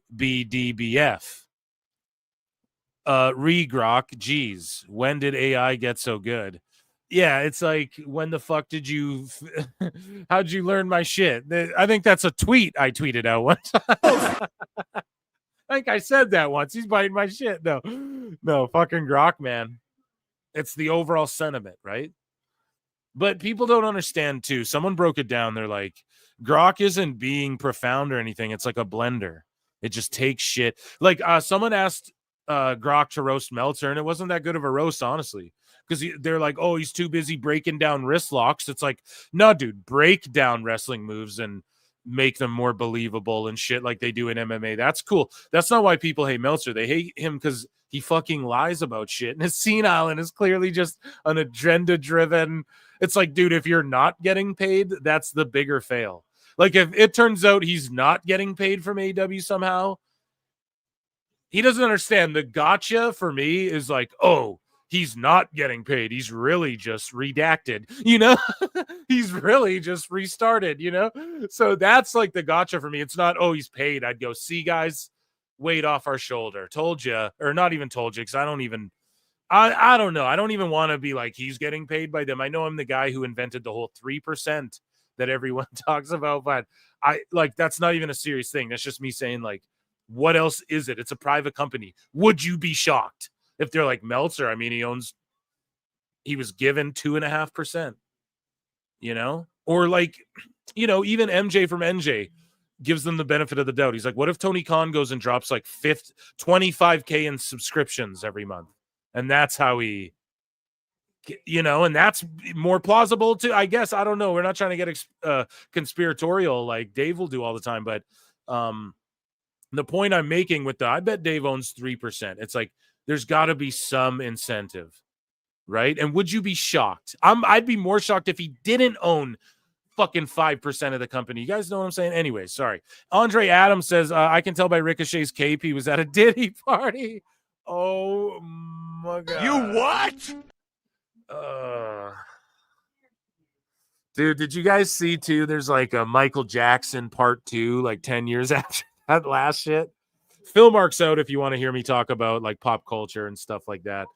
But yeah, those Diddy docs, man. What didn't Diddy do, right? It's dark shit, man. Orange Cassidy built like every meal is nuggets. Yeah. So like Dominic Mysterio, they have the same build, but Dom's taller, you know, right? He's built like, yeah, he eats fucking Kraft dinner and chicken nuggies. That's some Canadian shit. Thank you so much. Round of applause for, I'll acknowledge the super chatters and chat and everybody just hanging out tonight, whether you're hate watching, whether you're enjoying this. Acknowledge me. Appreciate you all. Let's move along. We got a lot to get to, so let's trudge along. 300 of you watching. Let's run those likes up, please, and thank you. Anyway, so moving along. Triple H's thoughts response to Jason Solomon. Solomonsters got me blocked. So Solomonster says that Jeff Jarrett tells the Orlando Sentinel that he loves tribalism among wrestling fans. I embrace it because it is the nature of what pro wrestling is. Home team versus away, good versus evil, black, white, shades of gray. So many aspects of this world are super divisive and super tribalistic. But in wrestling, with that ability to evoke emotion, you create more chatter, you create more passion, and you create more revenue. Don't ever let anyone tell you promoters don't contribute to the WWE and AEW tribalism. Yeah, they're fucking carnies, bro. Triple H's thought says Jeff Jarrett is speaking truth. Promoters love tribalism and eat that shit up. Yeah, absolutely. It's all a carny work at the end of the day. AEW has filed to trademark Titan del Air. Jose's he's gonna fucking verbally smack me down in DMs. He's gonna be like, you butchered the pronunciation of that shit. Swerve Strickland says that wrestlers like Cody Rhodes and CM Punk gained more value because of AEW. Here's the thing. I'll say this. Are you sure about that? Cody Rhodes, for sure. Punk, I don't know. That shit I don't know. I don't know if he gained more value from that. like if he came back at the same time, let's say he never went to AEW and he just showed up at that same event he showed up at, that Survivor Series, the crowd would have still melted down and died. You know, it still would have been the same thing. So the fact he was in AEW, I don't think it made him a bigger star, but like it gave him more clout as far in the wrestling to like, because here's how you know, because when Punk does the little jabs at AEW, the fucking crowds don't pop in WWE. They don't give a shit. You know, they care about like his past beef with them, and they already know, like, yeah, of course you're gonna go there and smack the fucking Young Bucks around. I would too. You know, like 90% of the audience are like, yeah, I would have done the same shit. You know, so Punk is basically, yeah, you know, they would have popped huge when he say that AEW stuff. And same with Cody Rhodes. When he alludes to the AEW stuff, no pops. They don't care. They'd pop huge for it. So, but Cody Rhodes for surely got more over. Like if he didn't do all that, he wouldn't have been, Vince wouldn't have been like, yeah, we're going to bring in, pal, at Stardust. But yeah, Punk, I don't know if it made him a bigger star, but it gave him more clout with like the sickos and the wackos as far as like, yeah. You'll really smack a motherfucker, you know? Or like you went there, saw what the bullshit was all about, and realized. Speaking of Cassidy, I don't know if we were, but he's on screen right now getting beat up by Mike Bailey. A new micro brawler of The Rizzler is on the way from PWT's. Pro Wrestle Tees, not Pro Wrestle Times tees, folks. Pre-order this Friday. Scratch that figure itch. So, yeah, they made a plush or a whatever of this kid. Of the Rizzler, dressed like, so I don't know who's going to buy that. Kids, I guess. Kid fans of AEW who watch Tony Storm bleeding like that and spite, you know, the I don't know. The multiple attempted murders. Like, do we have to go through it all, guys? So John Moxley reportedly drove 11 hours. Yeah, it was like the movie Speed. It was like Ice Road Truckers, the series. Yeah, I got the idea from the movie Road Trip. I saw Michelle Trachtenberg. She passed away, and it made me think. And then I heard that song, I would walk 1,000 miles, and I would walk 1,000 more. And I was like, yeah, that's cool. Let's do that. I saw that. I heard that. Let's do that. As of about an hour ago, 10%. Oh, this is Alvarez, the fucking wiener. Okay, let's do Brian. I'm so rude. Brian. As of about an hour ago, 10% of the people that were supposed to be at Dynamite still were not there yet. Who cares? There were several individuals that were supposed. Who would know the difference? They were supposed to fly in and they couldn't, so they drove in. So if you didn't find out about this until this morning, you ain't getting in, brother. It ain't happening. I believe John Moxley is one of the people that drove like 11 hours to get to the building because they couldn't fly in. Yeah. Hey, Tony, because I had to drive 11 hours, I'm not dropping the title tonight to Edge. And Edge is like, oh, wow. You sure about that, bud? And Moxley's like, yeah. It was like Ice Road Truckers. Can you validate my parking? Can you pay me back? Can you reimburse me for the gas? I used my business visa. Jesus Christ, I just can't take him seriously. Mox, I cannot take seriously for a second anymore. He was so good as Ambrose. Now you get it. Now you understand when he's like, and he would talk about his frustrations in WWE, and he's like, oh man, and Vince is like, you're this wacky guy. Now you look back, and yes, Vince is an idiot, but he did know how to make great characters like Undertaker, and he knew how to get the best out of people and the worst out of them. But with Ambrose, you can, because you look back at old Ambrose shit, and you're like, oh, it was so good in comparison. And it's like, Vince understood, if you let this guy go too far in his direction, in his own direction, man, he's going to do this. You know, it's going to just get ridiculous, right? And then In hindsight's always 2020. At the time, we're like, man, Brock won't let Dean Ambrose. Imagine the shit Ambrose was pitching to him, right? So, and then the most goofy he got was that fucking cage match with the weapons and shit. What was it called? The Asylum match, man. And that was with who? Jericho. Goofball Jericho and fucking he's a legend, but come on now, right? In AEW. So, you know, Vince knew how to reel Moxley in and like make him interesting and funny and not cool. His whole thing is he wants to be cool. You're not really cool. Like, you're cool because you don't give a fuck, but you're not like the cool guy. You're like the weird dude that just really doesn't fit in anywhere. And that's what kind of makes you cool and why people can get behind you, right? But you're not like the cool guy because you're like, yeah, Rocky. Am I right, guys? You know, American History X, man. You know, it's not that, dude. So anyways, I know I'm harping on this, but Moxley's you gotta understand, my guy, right? This is the perception. So speaking of Edge, Adam Copeland, he cuts a promo. He shows up. He's like, I'm Canadian, bud. I fucking skated here. I cross-country skied here, bro. So here we go. Here's what Edge had to say. I'm here in Omaha because I'm a goddamn pro, and I have a world title match tonight against Jon Moxley. A blizzard was not going to keep a Canadian from taking the AEW World Championship. I got my hockey stick and my syrup, too. No, you fuckers. We're not like that. We're here, so you get here, too. Some of us are like that, but... So there's a fuck finish where Ricochet and Bayley both got the pin.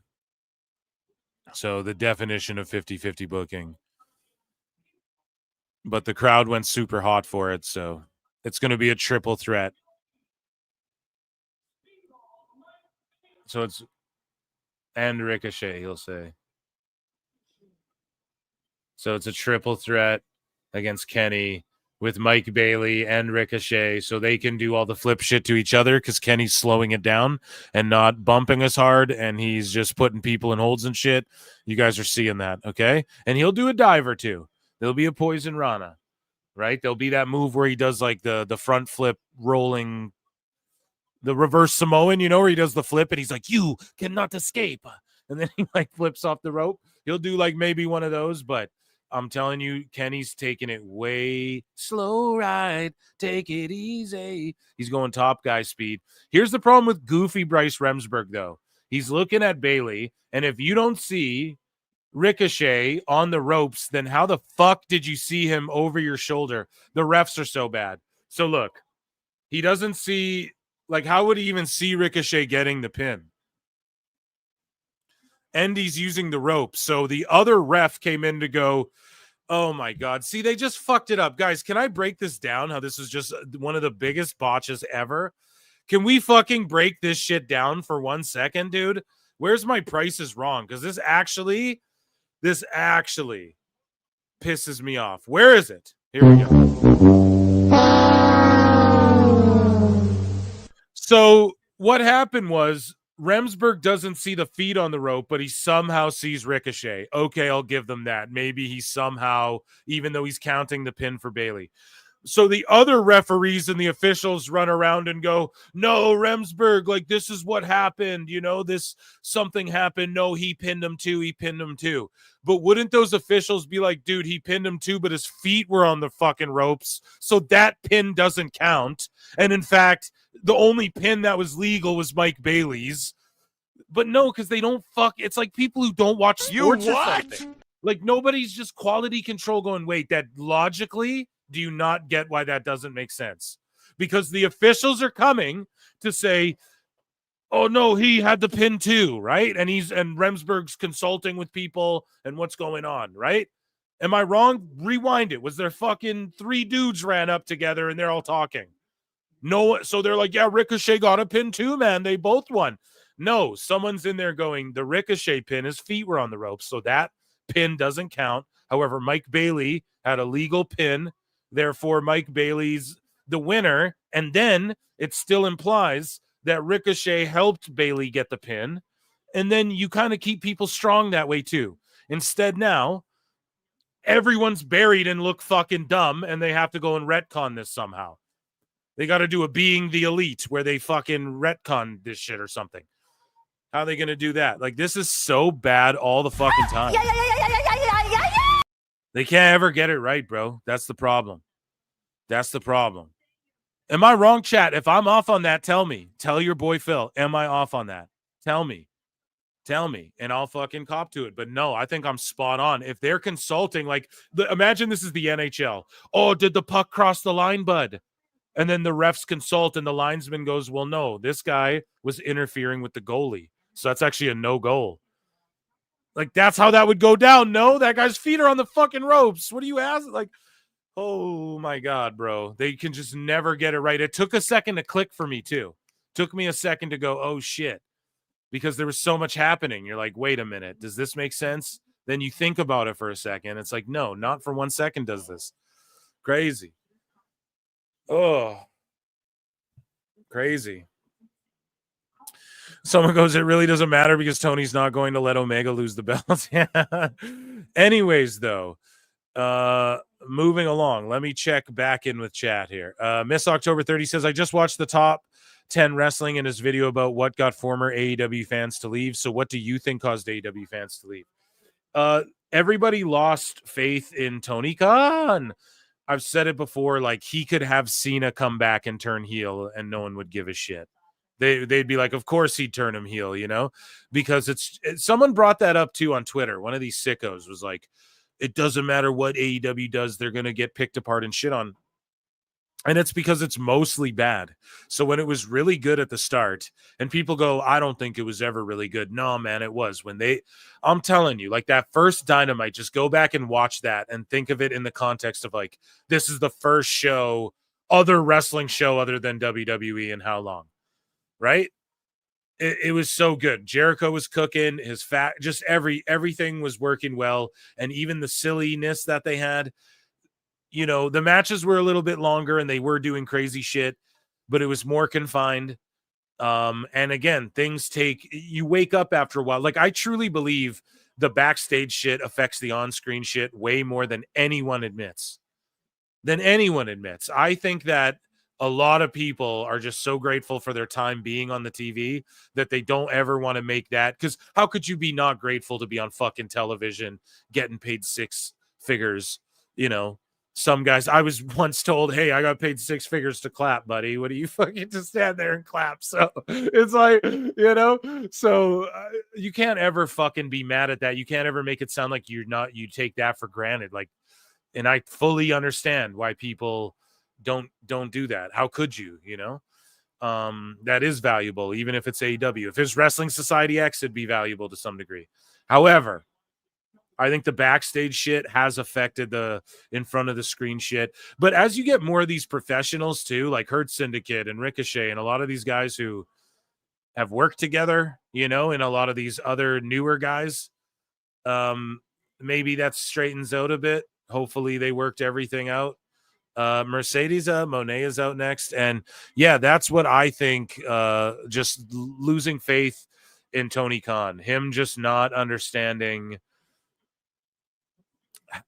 how to cater to the sickos while also like trying to get casuals and trying to get, man, people would like this indie style thing if you just have to be different about it. And instead he went like the TNA route. No, we're going to try and be the WCW or like that, you know, and not saying he could have did that too. But if this was the route he wanted to go, like in the beginning, right? I thought Tony Khan was going to make this like sports entertainment, like a spectacle. Like I truly thought he's going to try and compete with Mania and do it and bring sports entertainment to some of these stars on the indies who, if there wasn't just WWE running shit and monopolizing, if you will, because at the time they kind of were, like if WWE wasn't the only player in town, there's all these wrestlers right now from around the world who I bet you could build good storylines around if you book them correctly. And I just thought it was going to actually compete, you know? I just thought like longer than it did. And unfortunately it just didn't. And that's from constant fumbles. It's not like people just invented in their heads, this is shitty, right? It's just like the same way people didn't invent in their heads, oh, WWE got shitty. People don't just make that shit up, you know? We fucking see it and we can determine. We're not fucking idiots. People flock to the best shit. It's just what it is, man.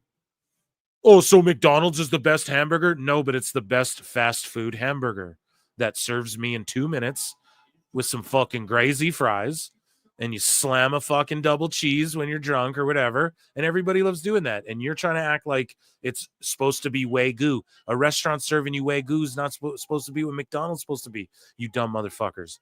So none of these analogies hold up. The people like the best shit, you know? So, and I don't care if they say we're a challenger brand and all that. They're not, but that at least is accepting. Like, look, they're doing this big introduction for Billy fucking Starks. She's wrestled never in AEW, getting a shot at the TBS title because they bumped into each other. That's why people don't watch the show, because they bumped into each other backstage. Oh, there's been wrestling matches over that before, stupid. Yeah.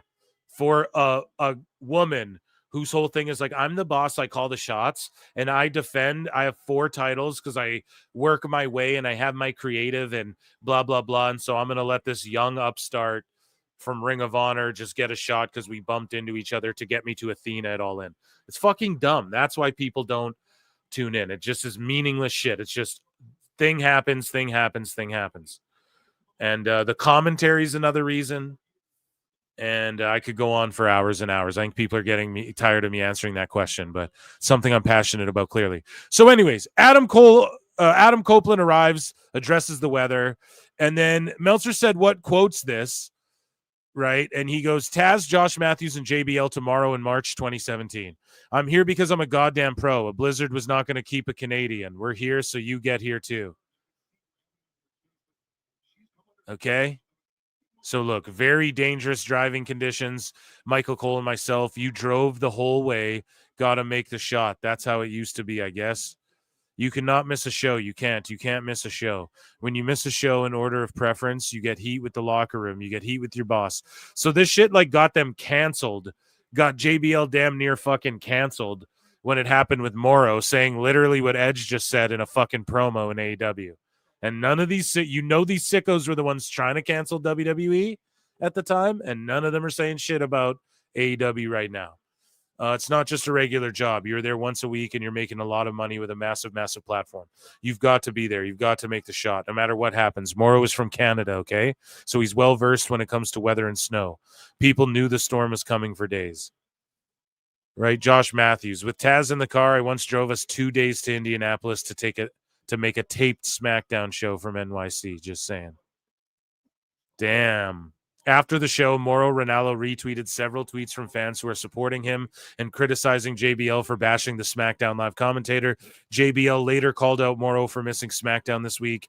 He has since deleted the tweet, but he posted, Mauro, I made the show. Everyone made the show. Everyone. Maybe he shouldn't have bashed me if he wasn't going to show up.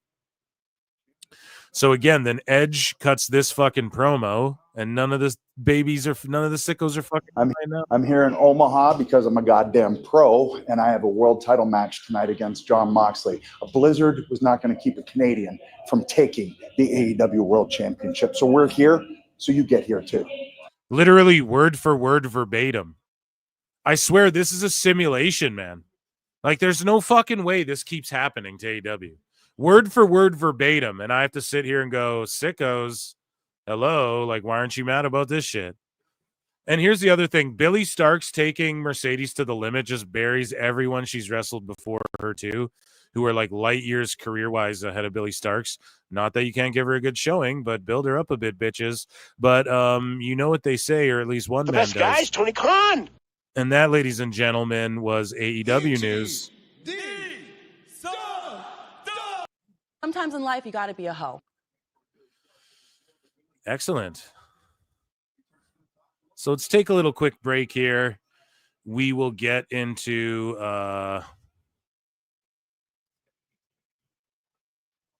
WWE news up next. Okay, chat? And yeah, you guys just bear with me here. As let's hydrate. Let's check in with chat. Let's see how everybody's doing as this match goes down. I'll pull the graphic up so you guys can see. Do a little watch along action as I check in.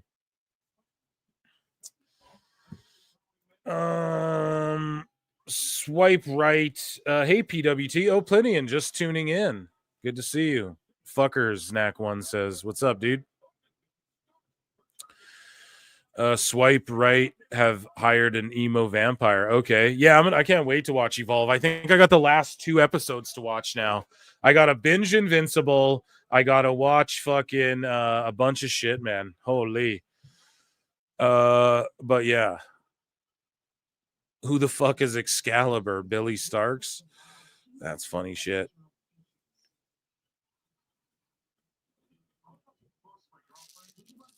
Oh man, just chilling, dude. Just chilling next. Just chilling. Having a good time here.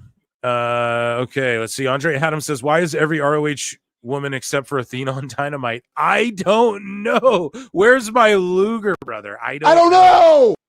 I have no fucking clue. It drives me insane.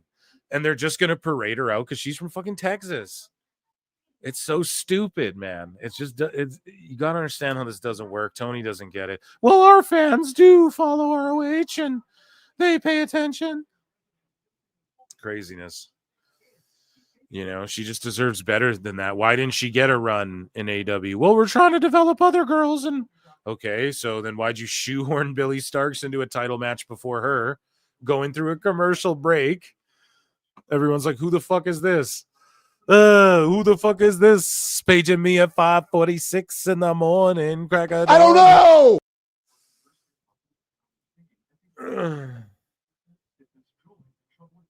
Shout out to the word auteur.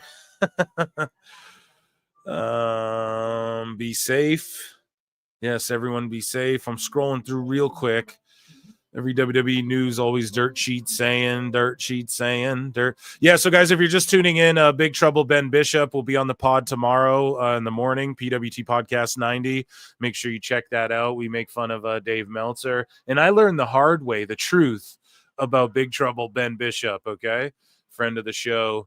And he keeps it real, man. One of the best times I've ever had on PWT for sure. And what else do I got going on? Over 300 of you in here. Run the likes up. Consider becoming a member for 99 cents. Patreon as well if you just support what I do. And I have another YouTube channel called Phil Marks Out if you want to hear me talk about pop culture and all that shit. You know what I mean? But everybody hydrate here. We're about to get into AEW news. Here's the channel, Phil Marks Out. You guys go subscribe to that.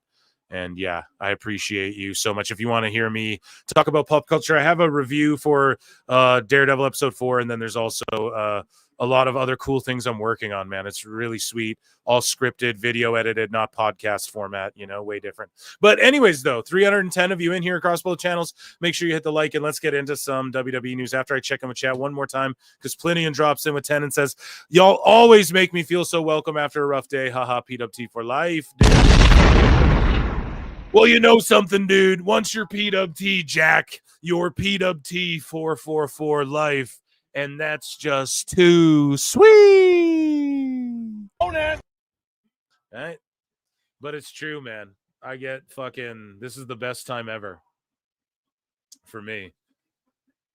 Yeah, this just taking Monet this long to beat this lady it just fucking buries everyone she's beaten already too. Not buries them. Okay, that's a term overused. Sorry. I won't use that. But it just makes them look weaker because who is this girl? You guys get what I'm saying? She's not even on TV. It's like Emi Sakura is more credible than Starks in the eyes of most people.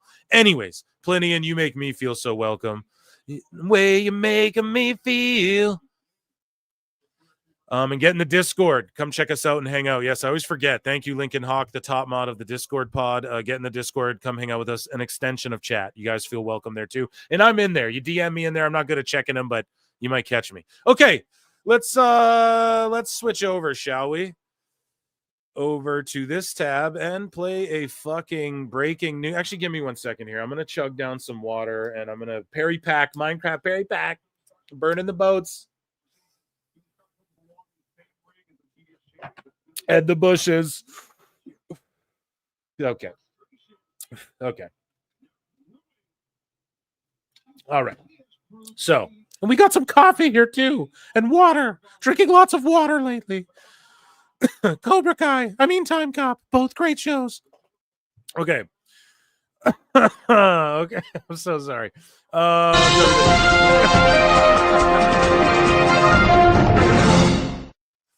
So Rob Van Dam was on with Giga Chad Van Vliet. I implore you all to check it out.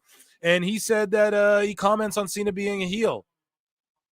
And he talks about the one-night stand match, one of the greatest wrestling matches and pro wrestling events of all time.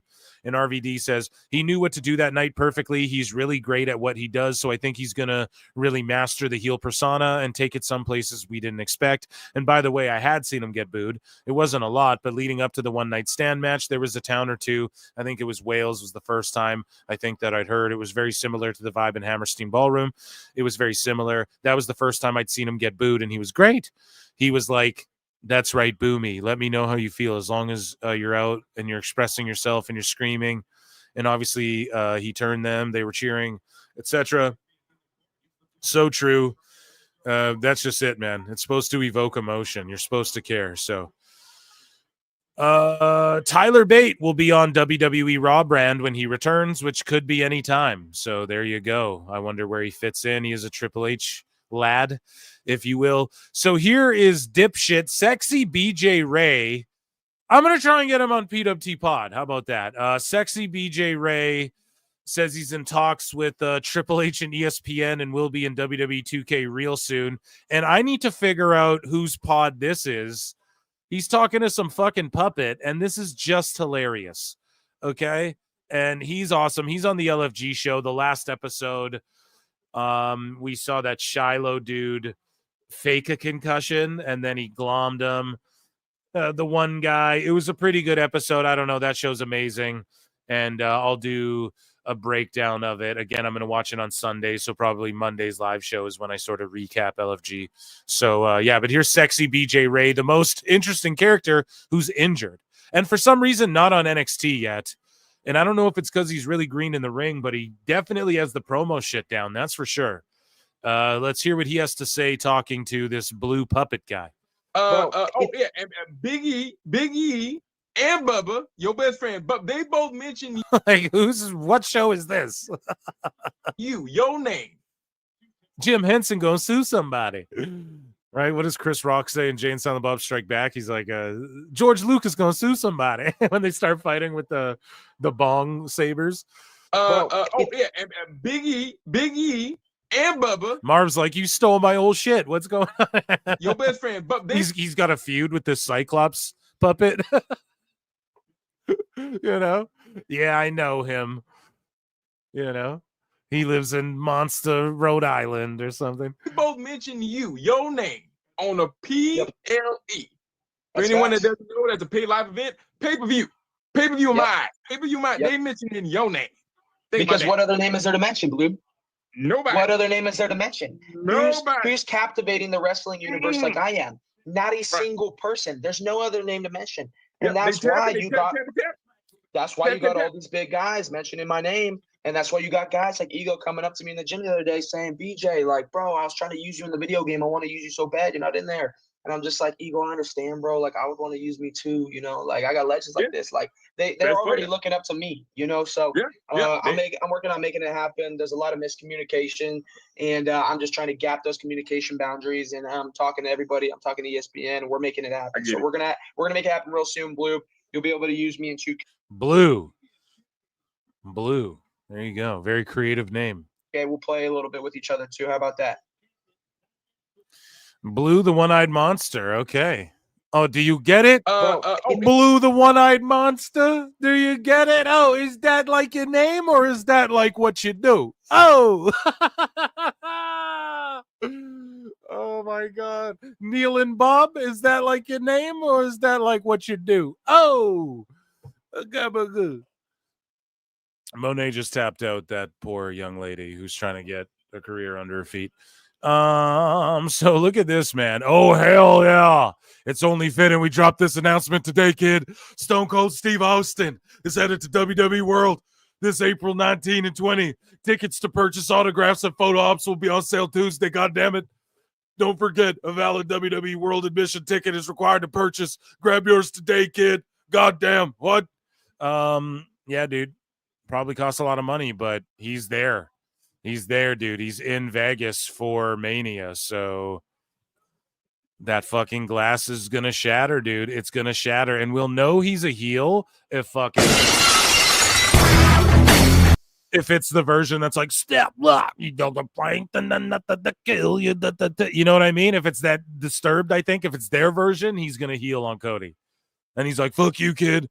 I'm the final boss." I'm the, you know what I mean? Fuck you too. I'm in movies too, kid.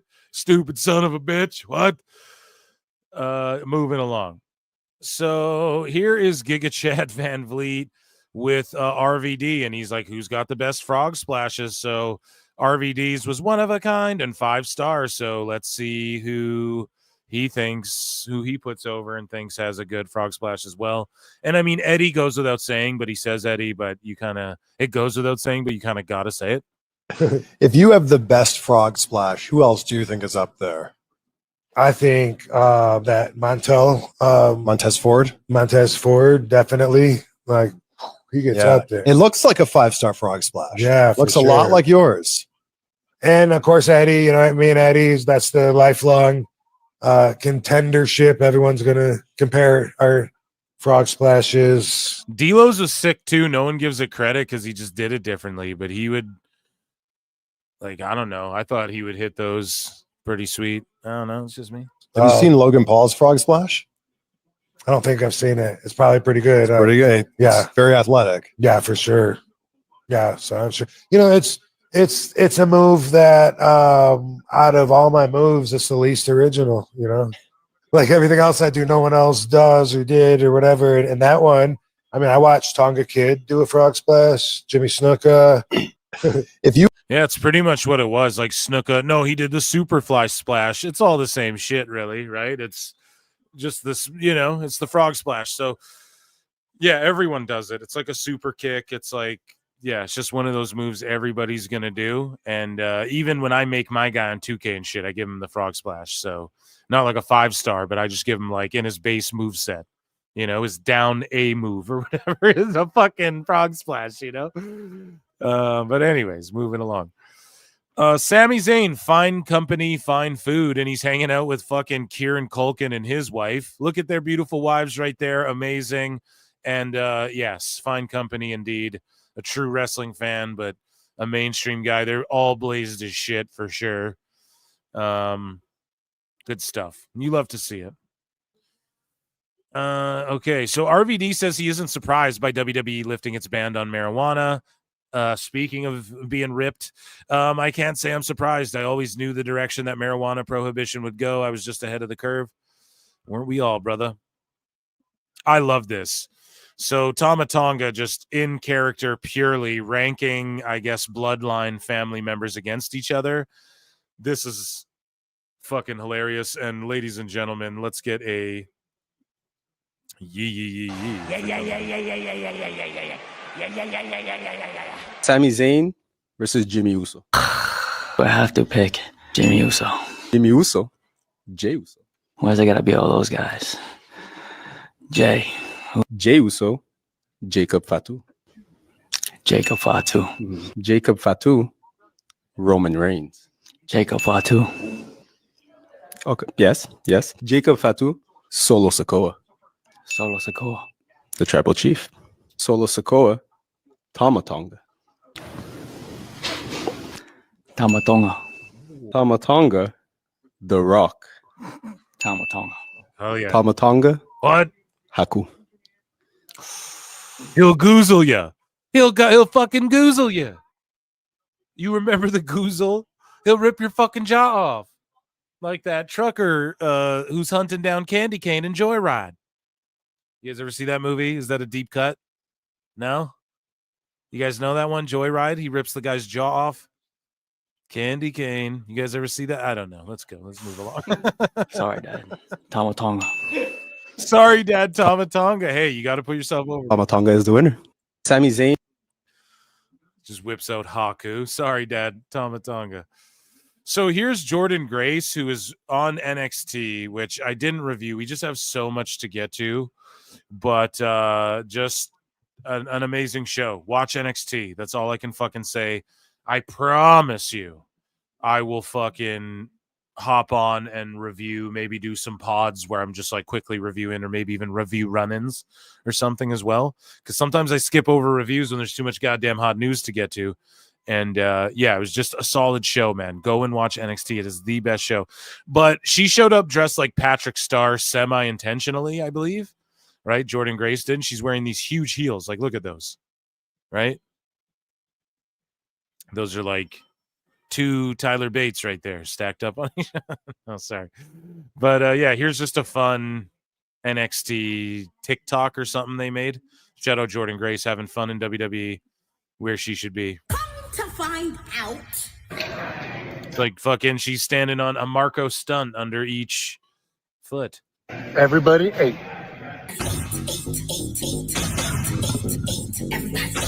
So it's like everybody ate.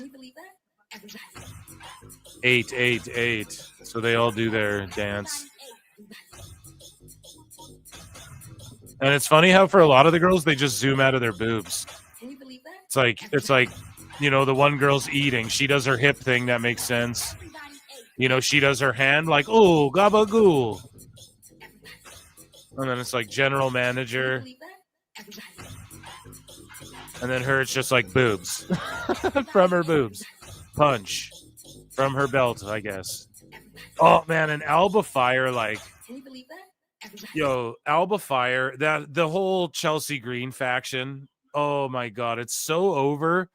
And they all play their roles so well. Like, immediately, I was worried about Alba and after Isla was released, but God damn, is it so good. This is so much better than the witch stuff. I'm sorry.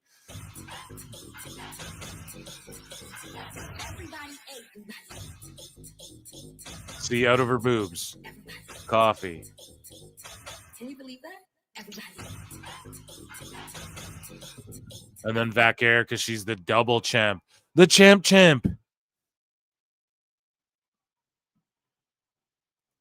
Hell yeah. Shout out Vac Air. She's amazing too. And she cut this promo. She's like, yo, English isn't my first language. Like, it's hard for me to say, but wrestling's my first language or whatever. It's fucking just money.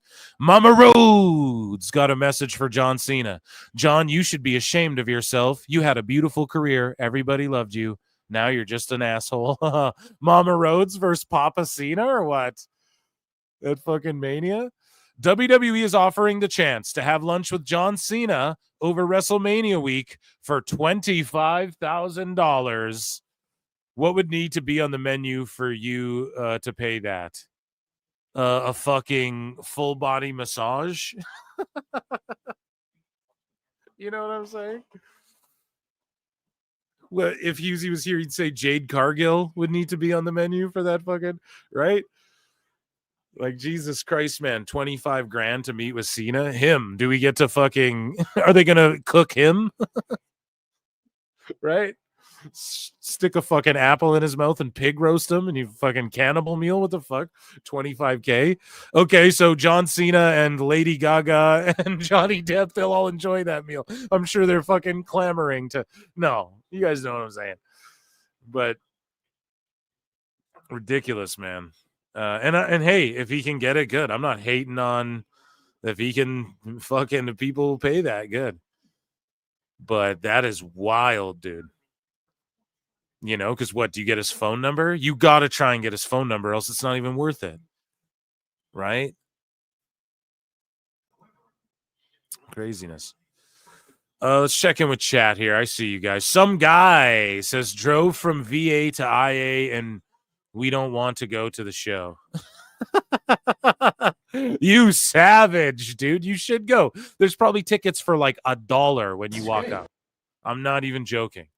You know, it's just shitty because you got to pay so much for beers, right? Like, I don't know how it is in America, but when you're in Canada, dude, like, you know, you go to these venues, the beers are so expensive. You're like, God damn. Our beer is a lot stronger than your guys's too, just like standard, I believe. But Shadow Bat Ash, who also joined me on PWT Pod, by the way.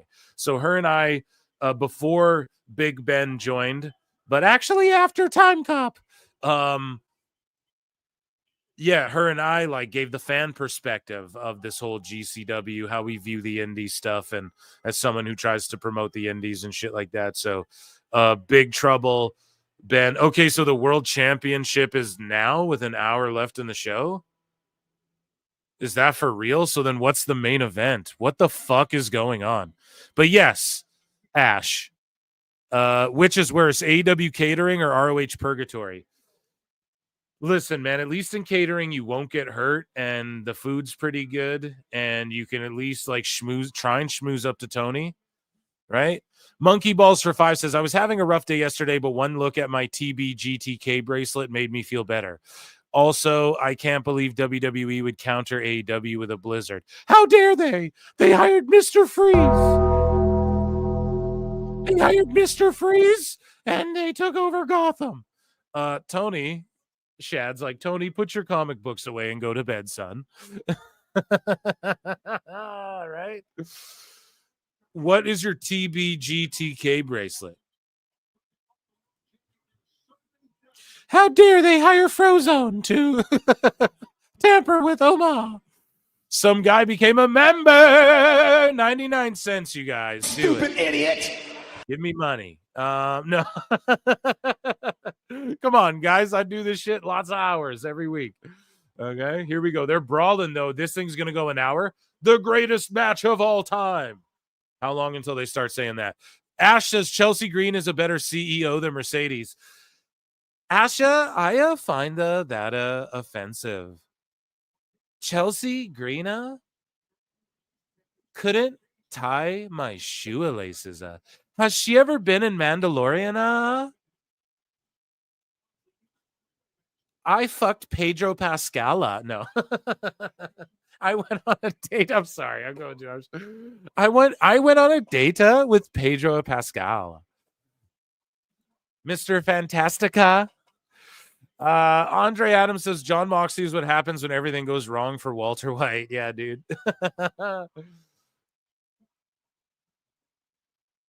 John Moxley's character would be more interesting if he was dying of cancer and cooking in a fucking meth lab.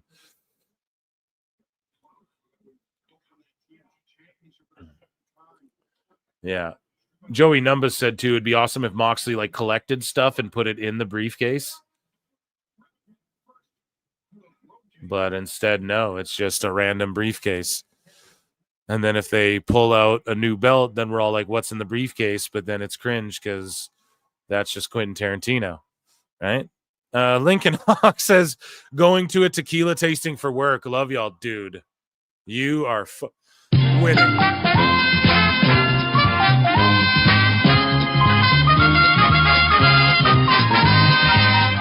Fucking tequila tasting, bro. Fucking Mil Muertes, bro. You know what I'm saying? I love me some tequila, though, brother. You have fun, right?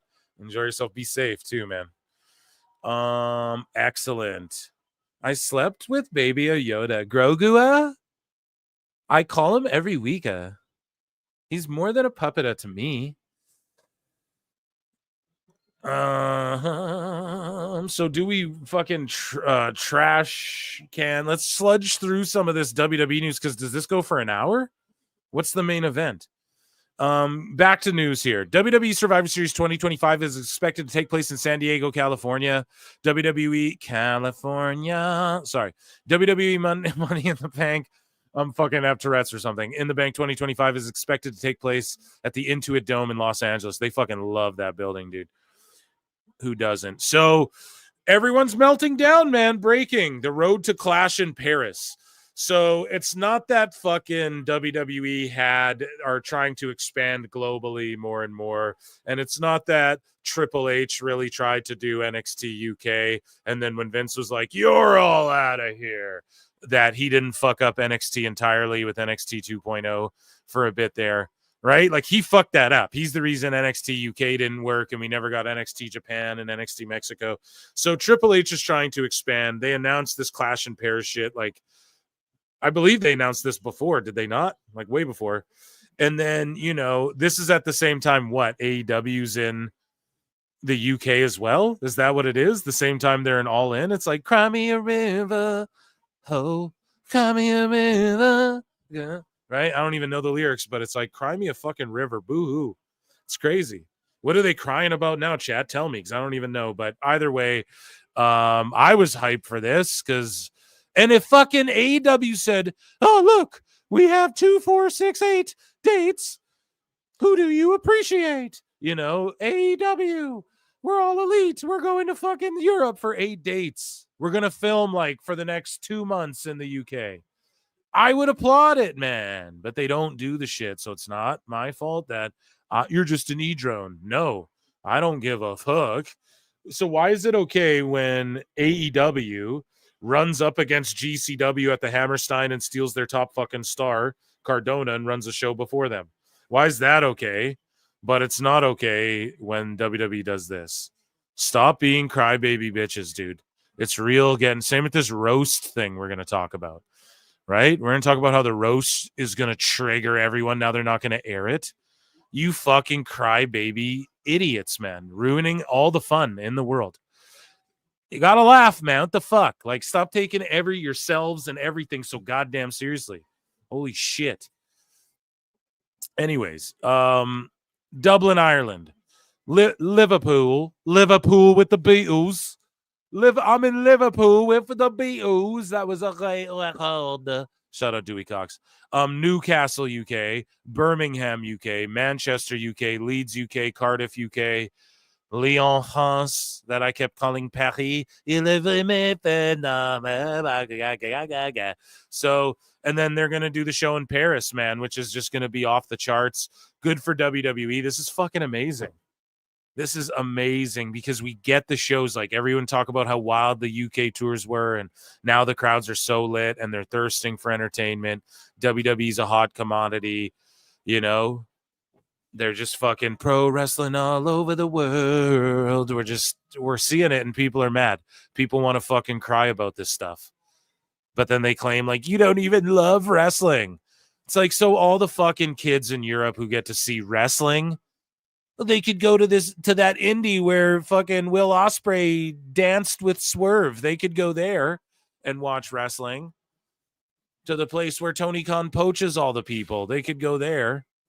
Like, shut up, man. I'm so fucking tired of the crying. But yeah, I thought that was awesome. So IShowSpeed said he's about to press Undertaker for making him cry as a kid. So I can feel IShowSpeed on this one. Dude, it's insane. Yeah. And Undertaker, bro. The world. Undertaker. I keep saying restart stream. 300 million views. That's crazy. That's crazy. But that goes back to Paul understands things that I think some people don't understand. I still haven't forget what Undertaker did back in 2008 against Rey Mysterio, bro. He made me cry, bro. He genuinely made me cry. I'm going to be dead ass honest, bro. So if I ever see Undertaker, chat, just letting y'all know. He understands. It ain't. He's like, dude. He's going to be too cool. A guy like Speed to get involved. Oh, yeah. I mean. But Undertaker is a legend. Right there. How many eyeballs? Undertaker is a legend. Oh, I hope at Mania they have IShowSpeed show up and then Undertaker just choke slams his ass. Fucking book it. Triple H listens to PW. Book that shit. Master need to obliterate. But then went over and watched the W Undertaker, bro. W. Ooh, whoa. Chat, is stream still cool? Dude. There you go, man. WWE plans reportedly changed while the show was on the air because of the length of the opening segment between Cena and Cody Rhodes.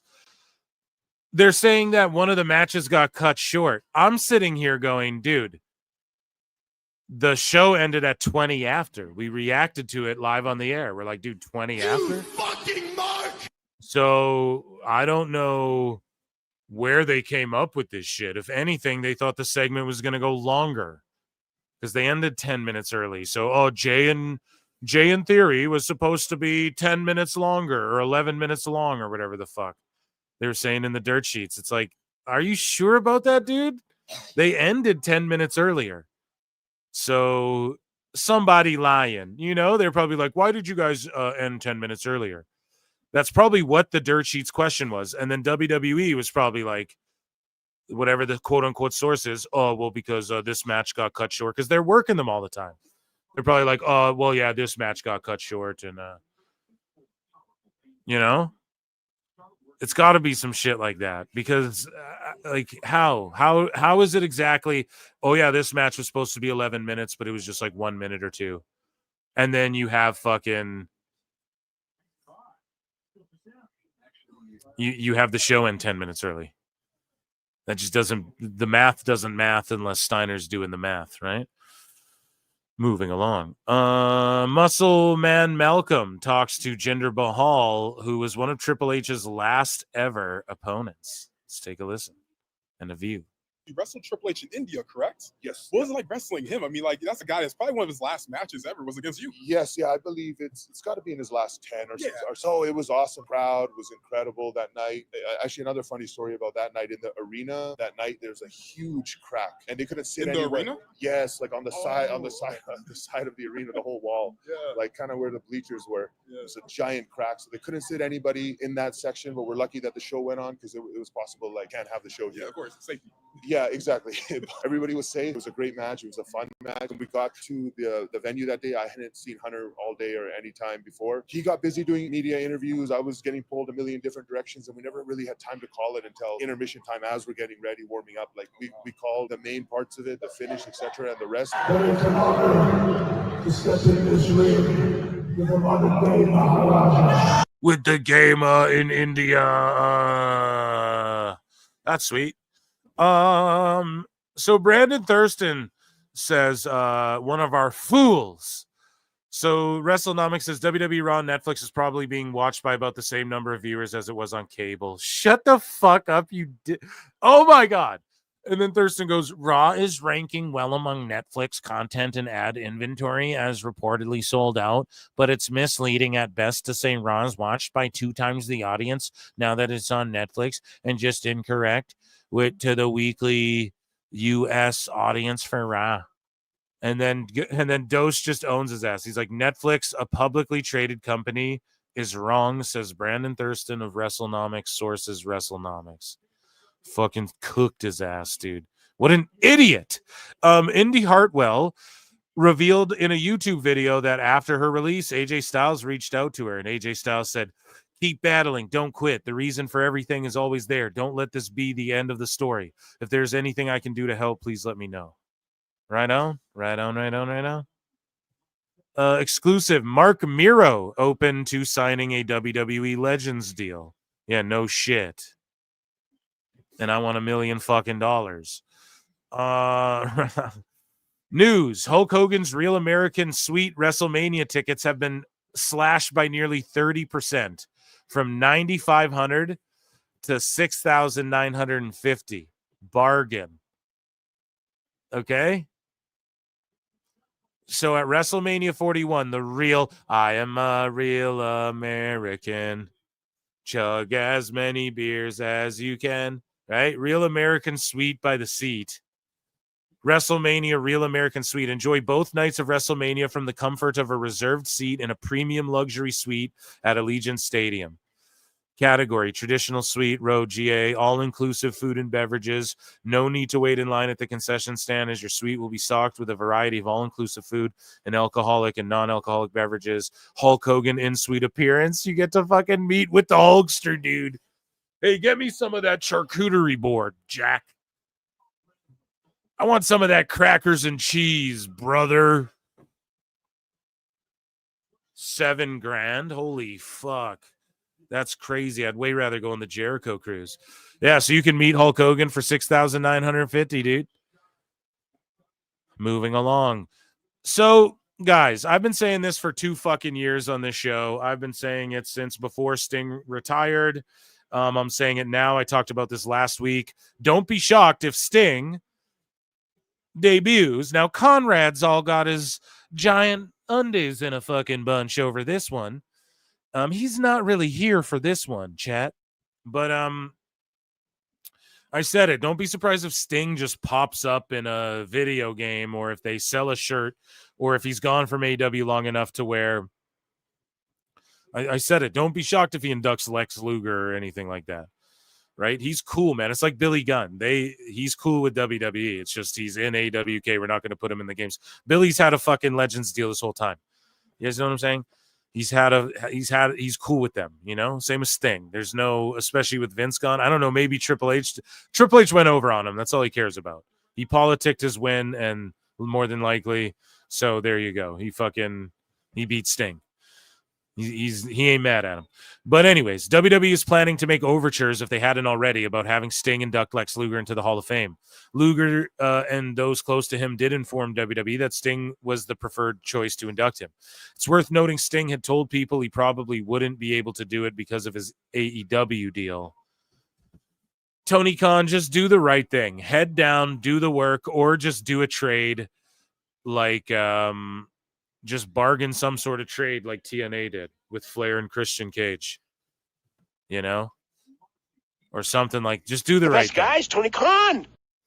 Right, you're the billionaire, Mark. This should not affect you whatsoever. But yeah, your boy Phil don't miss, man. It's obvious. The WWE ID Championship tournament will start in Las Vegas during WrestleMania week.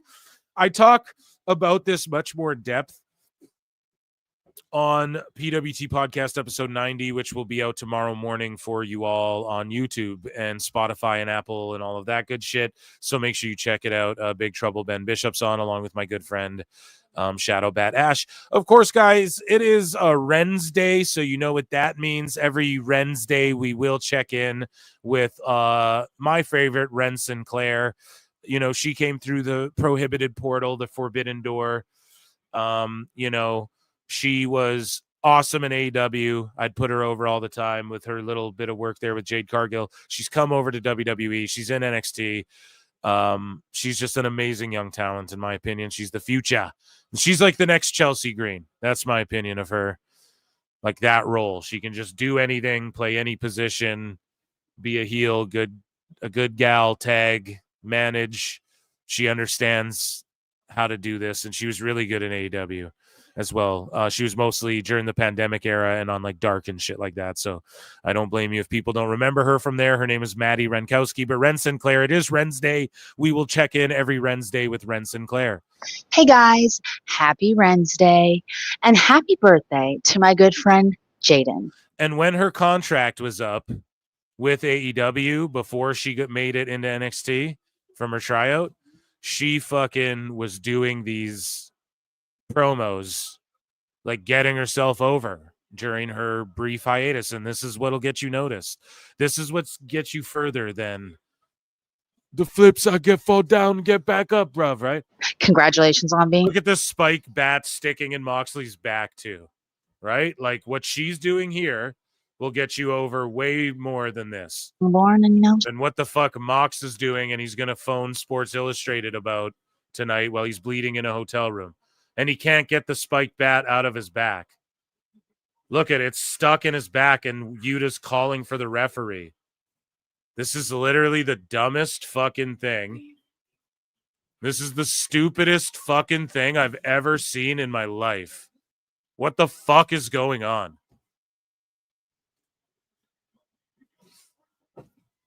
What the fuck is going on, man?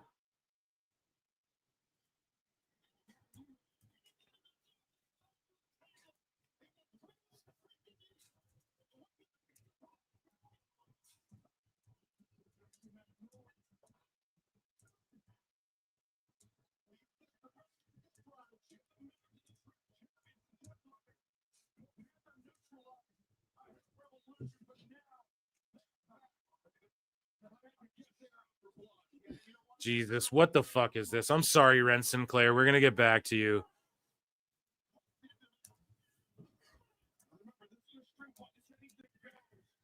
And they ruined it, right? With stupid ass run-ins. This is fucking dumb. They ruined this match, dude.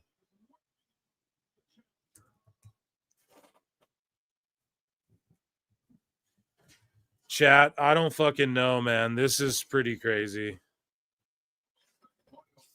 This is pretty Is this too far? Here, let me put, is this too far?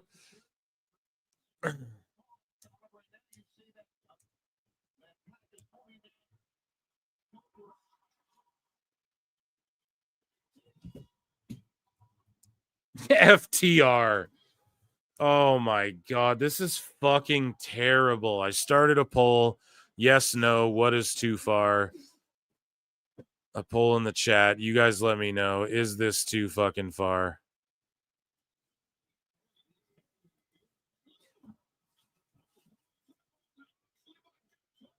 This is fucking ridiculous. We'll get back to Ren at Ren's Day, and this is overbooked bullshit. And then that bat, they couldn't pull it out of his back. Like, don't stab nails in your fucking idiot. Back. And his back will be all swollen tomorrow too. That's the thing. Oh, but I live for it, man. It's so cool. It's just fucking ridiculous, man. That could have been so much worse too. And not that I'm like a sissy, like, oh, take it too far, but like, shouldn't that be like, that should be, you should have all regular matches. And then if you're going to do that, that happens at the pay-per-view. And then Edge wins, confetti, all that. And then look at Mox like looking around and shit. And then Marina's out here. Like, this is just ridiculous, man. And then Willow, like, where's Beth? That's what I mean. Like, you have the opportunity to get Beth at least. No. Here's Willow. It's like, come on, man. And like, I get it. Willow's really over. I do love her a lot, but it's just.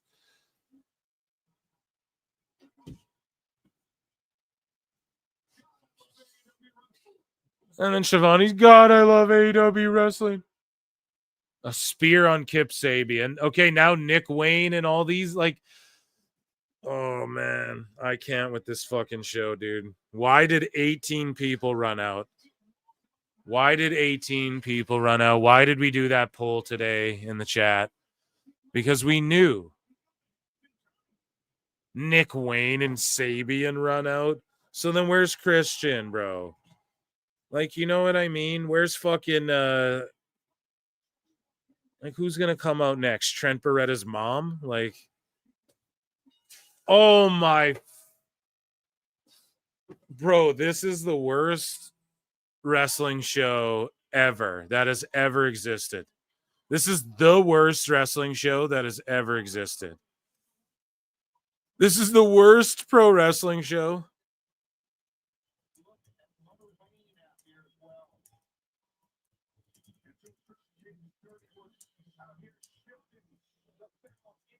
Oh my fucking God. That is, I just have no idea.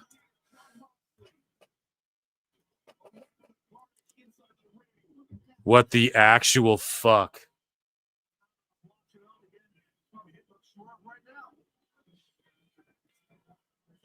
Oh my God. Nana's like, I know how to beat Mox. We fucking show up with 30 guys to outnumber the 40 guys that are going to, or dummy, but that's how dumb this is, you know? Like 18 people fucking ran out. Like, so, okay, Swerve just needs 12 dudes. Call Parker Boudreaux and that guy with the fucking face tattoos. And then he's flipping Moxley. Yeah, fuck you, motherfucker. Flipping off the screen. Fuck you, you see. Oh, man, what a schlub, dude. And then FTR just look like goofs. Like, what a fucking...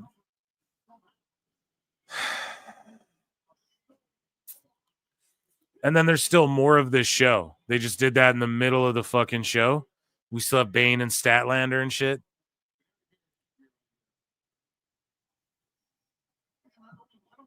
I hope Edge is leaving AEW. Or FTR is going to heel turn on him. And then we're going to get Edge and Christian versus FTR.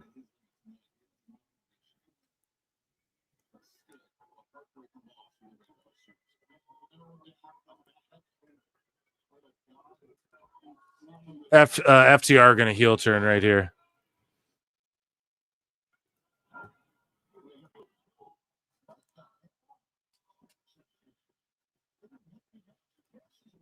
Not even a heel turn, just no, I'm walking away, man.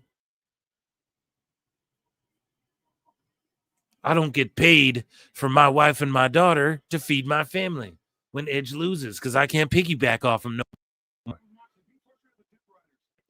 They should have just heel turned on his ass and then you could get to Edge and Christian somehow. Fucking cowards, man. FTR going to break up and get singles runs? Hey, I have an idea. The Dudley Boys should be fucking singles. Stupid idiot. The fuck is this shit fucking trash show, dude? That was literally one of the worst fucking endings to a wrestling match I've ever seen. That was one of the worst.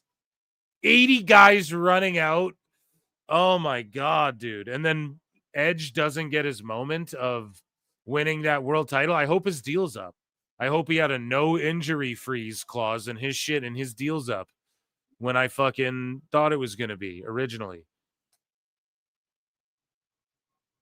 That's what I hope. I hope he's done like in AEW and he's gone and he fucking goes and, you know, goes to WWE again and gets, is he already in the Hall of Fame? I just hope he goes back to somewhere where he doesn't have to deal with this, dude. I don't know. I don't want to see like Edge being pushed on SmackDown and shit. I'm not saying that again. Or maybe if he's goated enough to you, but they had the moment to have the fireworks, the confetti, and like, no, we're going to listen to the fans. Here's Edge. All the fans are like, Edge cooks every match. Okay, then give them a fucking hot angle. We get Ospreay versus AR Fox after that. And then we get Megan Bayne and Statlander in the main event or what? This is like one of the worst pro wrestling shows ever. The best guys, Tony Khan.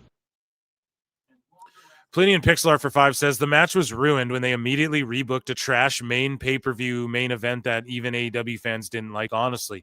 No, you're right. The best guys, Tony Khan. You're right, but Tony's like, this is great. You know? This was their chance to right the wrong, dude. And instead, again, they just go with Moxley choking out Edge. Now, he can never get a shot at that world title again as long as Mox has it. No one cares. The AEW fans don't want Mox. The sickos are trying to convince themselves now. They're like, oh, he's the fucking lifeblood of AEW and shit. It's like, I don't know about all that. George Capture for 5 says, you do realize that now this Death Riders thing goes all in 3 more months. Yep. No, you're absolutely right.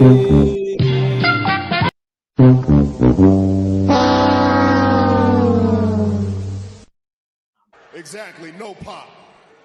Yeah, it goes all the way, dude. That's not good, man. Yeah, when is the pay-per-view all the way come out where they just execute someone in the fucking ring, George? The top mod of the top pod, vintage George Capture. Let's get back to WWE news. It is Ren's Day. So enough of fucking amateur hour. Here's Ren Sinclair with Happy Ren's Day. Hopefully this will cheer us up a bit. Hey guys, happy Ren's Day and happy birthday to my good friend Jaden. Congratulations on being born and, just keep on doing the thing. Question number 1. Girl, where the hell you been? Miss you doing interviews. Where have I been? Where have you been? I've literally been here every single Wednesday. And in regards to the interviews, have you ever thought that maybe I wanted to feel special? Maybe I wanted to be interviewed for once. Question number 2. Does pineapple belong on pizza? Yes. Question number 3. Chat, pineapple on pizza or what?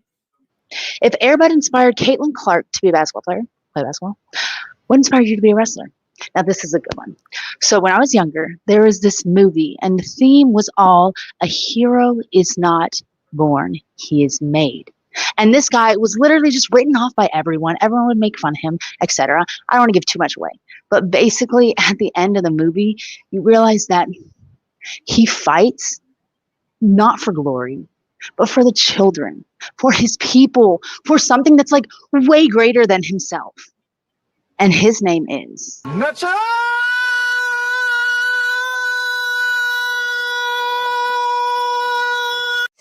Nacho Libre, dude. There we go. Shout out Ren. So Brett Lauderdale says neither I or GCW are under a WWE umbrella in any way, shape, or form, and we've never received a single dollar from WWE because, of course, the sickos are fucking melting down over GCW saying we're hosting a WWE tournament. I get in mucho fucking depth tomorrow morning, Thursday morning. You guys will hear it with Big Ben Bishop, a guy who is an independent wrestler, and my friend Ashley. So make sure you check that out. Shadow Bat Ash. So, but yeah, Brett Lauderdale, just a more recent response saying we don't need them, but I am proud that GCW has earned the ability to enjoy the most modest of unofficial relationships with WWE and AEW. So he handles himself well. I don't know why the fuck Tony doesn't handle himself like that publicly. Dose Evil says LFG did 180,000 viewers Sunday. That's another increase. 10K from the prior week, which increased over 20K the previous week. So LFG's a draw, bro. Weird that a new show might increase viewers. I was told that was impossible. So announced, and then after everybody melted down because they're a bunch of fucking pussies, and I'm so sorry, dude. Like, we got roasts now. We can't have fucking comedy roasts anymore. Jesus Christ. But the roast of WrestleMania featuring Tony Hinchcliffe takes place Sunday, April 20th, 420, dude, at in Las Vegas. This is after WrestleMania. It goes down later that night. And you know, I've said it before on the show. I'm a fan of Kill Tony. I think he's so funny at roasting. He's a huge wrestling fan, so he's the right guy. He wrote for a bunch of the roasts that like from back in the day that like he wasn't on. But at the same time, like I'm not the biggest fan of his stand-up as well. Like just when he's doing normal stand-up jokes and shit, I've never been a fan. I watched his one-shot special. I wasn't a fan, and I'm not even knocking him. He's one of the quick wittiest. We're talking about Tony Hinchcliffe, but they went to him and everyone's like, fuck him, and fuck this, a roast, fucking roast. It's gonna be so. It's like, what are you talking about, man? The Brady roast was fucking hilarious. I had heard a long time ago, I said it on the show, that The Rock was who they're fucking looking at to possibly get roasted by Netflix next. You know what I'm saying? So maybe he'll be there. I don't know if he'll be there. I don't know who all like is performing on Mania. Do they make it to the roast? Is it all the people who were left off the roast? Or I mean, the Mania that are at the roast primarily. I'm not sure how it's going to work. I know it goes down later in the evening, like quite a while later, enough time for people to change and do a roast and all that sort of shit. It sucks though, because after they announce, yo, it's not going to be televised. And it's like, why, dude? Why the fuck won't it be televised? So I hope they put it on YouTube. If they put it behind a paywall, I'll fucking pay for it, WWE. Put it on Netflix. Do something. Don't just waste a roast. Like, there's no point in even doing a roast for the people in the fucking room, in my opinion. Like, yes, there is. I guess, like, it's good for all of them, but no, man, you don't do that. Don't get all those people in one room to take the piss if it's not publicly, you know, in my opinion. And you roast the ones you love. We all love pro wrestling. We got to make fun of shit. If you can't laugh, that's your own fucking problem, ultimately, you know? Now, I know people get triggered about, well, Tony Hinchcliffe made that joke about Puerto Rico. Right. Here's the thing. And people say he called Puerto Rico trash or whatever the fuck. He made a joke. Just type in their fucking Puerto Rico trash. That was some shit. I saw a clip of Joe Rogan on YouTube. It was like a thing. He's like, he was concerned about the trash crisis. And I'm like, Joe's doing too much to protect this guy. That's how I felt. And then you look it up, but no, that's a real thing. It like affects their economy and shit. Look, and he was just making a fucking joke that no one's topical enough. You all don't fucking pay attention enough to real world problems. So that shit triggers you. I'm sorry that fucking happened, but don't white knight virtue signal, right? If you're a Puerto Rican person and you're like, fuck that. Okay. You know what I mean? There's no room for me. I'm indigenous. I got no room to fucking, if someone was like, oh, you know, Native American people live in a trash pile or whatever the fuck. Okay, then that's one thing. But so I'm not going to tell anybody how to feel. And if you are mad at him, be mad at him. But here's the thing. He is just joking. And yes, that's dumb as fuck for any politician to bring any celebrities. There was also people twerking at the other rally and people are just acting like that's normal too. We live in fucked up Looneyville. The world is the craziest place it's ever been, ever. We live in the weirdest timeline. So at the end of the day, yeah, Tony Hinchcliffe just roasts and he just makes jokes, and you have to be able to laugh at yourself at the end of the day. That's what I try to do. I try to just make jokes and make shit fun. You can't take this shit too seriously. It's wrestling. Stop taking yourselves too seriously. You have to be able to laugh. Tom Brady sat there while people made 700 jokes about people, banging his wife and all this stuff. You know what I mean? Or his ex-wife. And he just sat there and laughed. And that's what you fucking do, because I don't know, man. You just have to be able to laugh at yourself, or else I don't know. And like other people. How do we all have to just tiptoe around? Can't crack fucking jokes. I don't know. Watch Kill Tony. It's a funny ass show. It brings people together more than anything. The most diverse cast of wacky characters ever is on Kill Tony every week. And I literally mean that. Like, there's almost no show that rivals it as far as like a diverse range of, you never know what you're going to get. Just a melting pot of all sorts of people ripping on each other, cracking jokes. I don't know, man. There was so many roasts in the past. Pamela Anderson, who else? Charlie Sheen. There's so many great ones. Donald Trump. There's so many great ones over the fucking years, dude. The James Franco one was funny. I mean, you can even go back further than that as well. Chevy Chase got roasted. That one was brutal, like really brutal, because he was getting roasted. Like, people who didn't even know him were just shitting all over him and his career and his like drug problems and stuff. So listen, I'm not the arbiter of fucking how you're supposed to feel. I don't control none of that shit. So if you disagree with me, that's fine. But ultimately, I understand what's funny, and you got to understand it's just showbiz, baby. And I mean, we got to laugh at each other. I mean, what are they going to do? Call Triple H is gay. Like, if that triggers you, if we can't laugh about that, man, it's good. It's going to be funny. Now, it won't be lame jokes like that. If it was hacky jokes, like, right, if it was Brendan Schaub style stand-up, okay, you have a right to be triggered and mad. But they literally went to the guy who's like the cream of the fucking, you know, like it's like him and Jeff Ross, who they're really good friends. I'd be hard pressed if fucking Jeff Ross wasn't there for this. I'd be entirely shocked if Tony didn't involve him, because that's the right thing to do. And Tony understands that, right? They do roast battles as well. That's on YouTube. You can watch roast battles. That's a tremendous, like, they do it from the comedy club, and they travel around as well. And that's another great comedy show on YouTube that I watch as much as possible. And they've had awesome judges, like Post Malone will pull up, and you know, Jelly Roll will pull up and be a judge. So there's crossover here too with the WWE.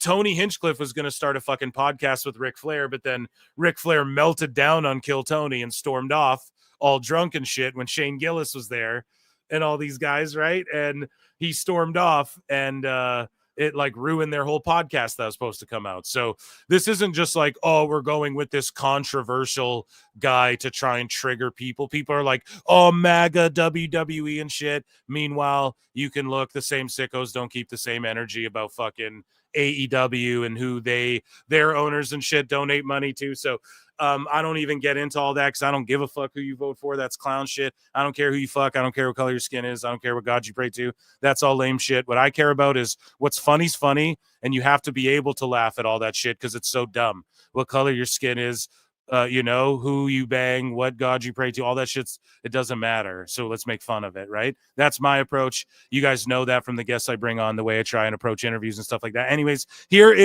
I babbled enough. I hope I prefaced that enough. I hope I covered all the bases there, so as nobody fucking hates me in the comments, someone will, and be like, how dare you even speak on this topic? Because that's what you resort to, and there's nothing left to say. But either way, here was the announcement, and then these motherfuckers, Triple H, I challenge you to air this shit. Don't puss out, dude. Don't fucking do it to us fans, dude. Curious your thoughts. You know, WrestleMania is... Air it. Netflix, bro. Netflix. I'll pay extra. Charge 10 for it. I got you. In Vegas this year, Sunday night after the show gets done. It's still kind of early. People are going to want to go see something big. Got any ideas? What if we do a roast? Roast? Who's ready for the best night of their lives. The Roast of WrestleMania, featuring Tony Hinchcliffe and friends. Nice shoes. I could go off the rails in a really bad way. Let's do it. And to explain to you guys how objective I am about this shit, I watch channels like Podcast Cringe that makes fun of Tony Hinchcliffe and calls him a cringe lord all day, and Joe Rogan and these guys. I watch Red Bar Radio, or I listen to it now and again. He literally despises Tony Hinchcliffe. So but where there will be like, Tony's not even funny. He just does lame. I'm like, no, dude, he's so good at roasting. His stand-up's not that good, right? Like I don't look up. There's not a lot of his stand-up even out there because it's not that good. Okay. In my opinion. Right. And I'm not trying to bury the dude, but his roasting is second to none. Watch the Tom Brady roast, go online and type in, Tony Hinchcliffe Snoop Dogg and watch him roast Snoop for 10 minutes. It's the funniest shit. He's just so good at that particularly. So they picked the right guy, and I want to see it. Don't be cowards. Triple H, Nick Khan.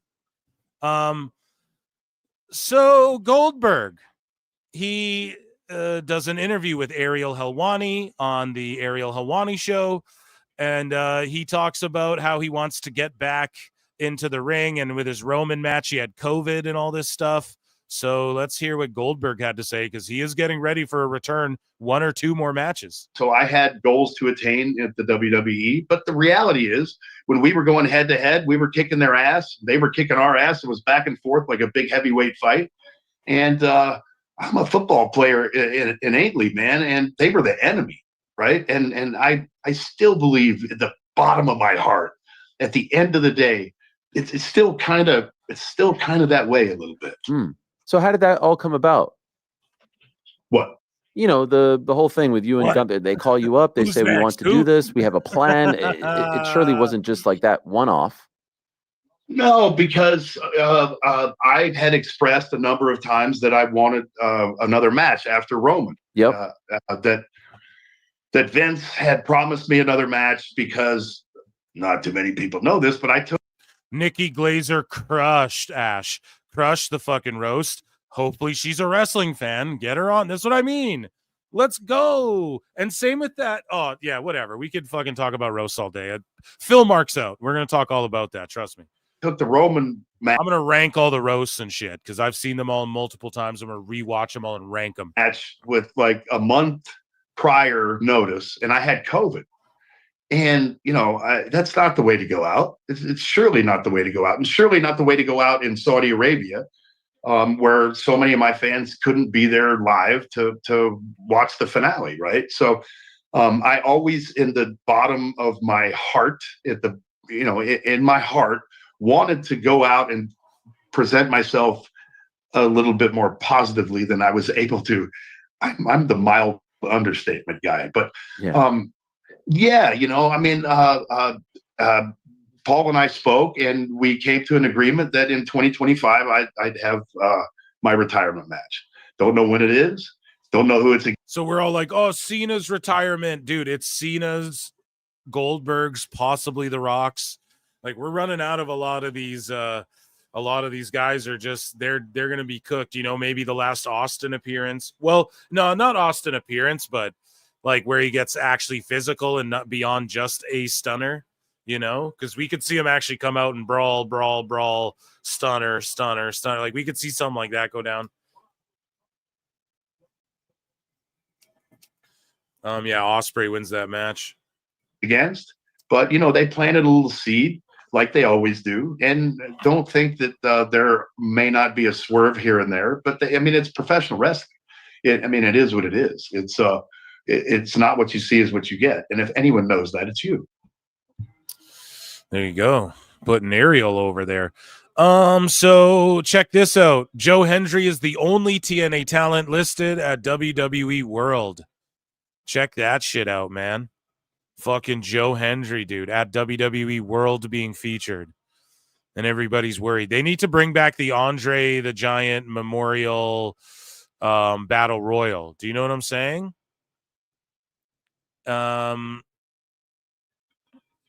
So checking in with chat here. Okay, member for 10 months. Mox match went on during break. because with NCAA tourney games, TK actually thought people would tune back in to watch that. Oh, between, you mean? So Mox match went on during the break between the NCAA tourney. So they thought, like, what? People would be like, oh, let me flip the channel, and they won't just listen to, like, the mid-game stuff.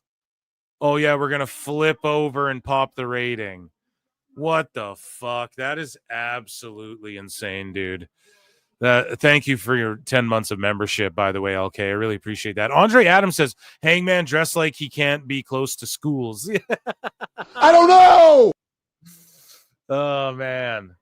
It was what Joey Numba said, too. He's like, come on, dude. He's like, Hangman, Kenny Omega. He's like, what's he going to do? Go to WWE, and he's going to be like, hey, kids. And they're going to be like, nice perm. And it's so true, man. Hangman. He looks like he's trying to be Magnum TA. Someone pointed that shit out, and that is the truth. Moving along. I can't believe it's been 10 months. Yeah, me neither. Meltzer said I could dashing, but he would stay closed-minded. Are you guys arguing in the chat?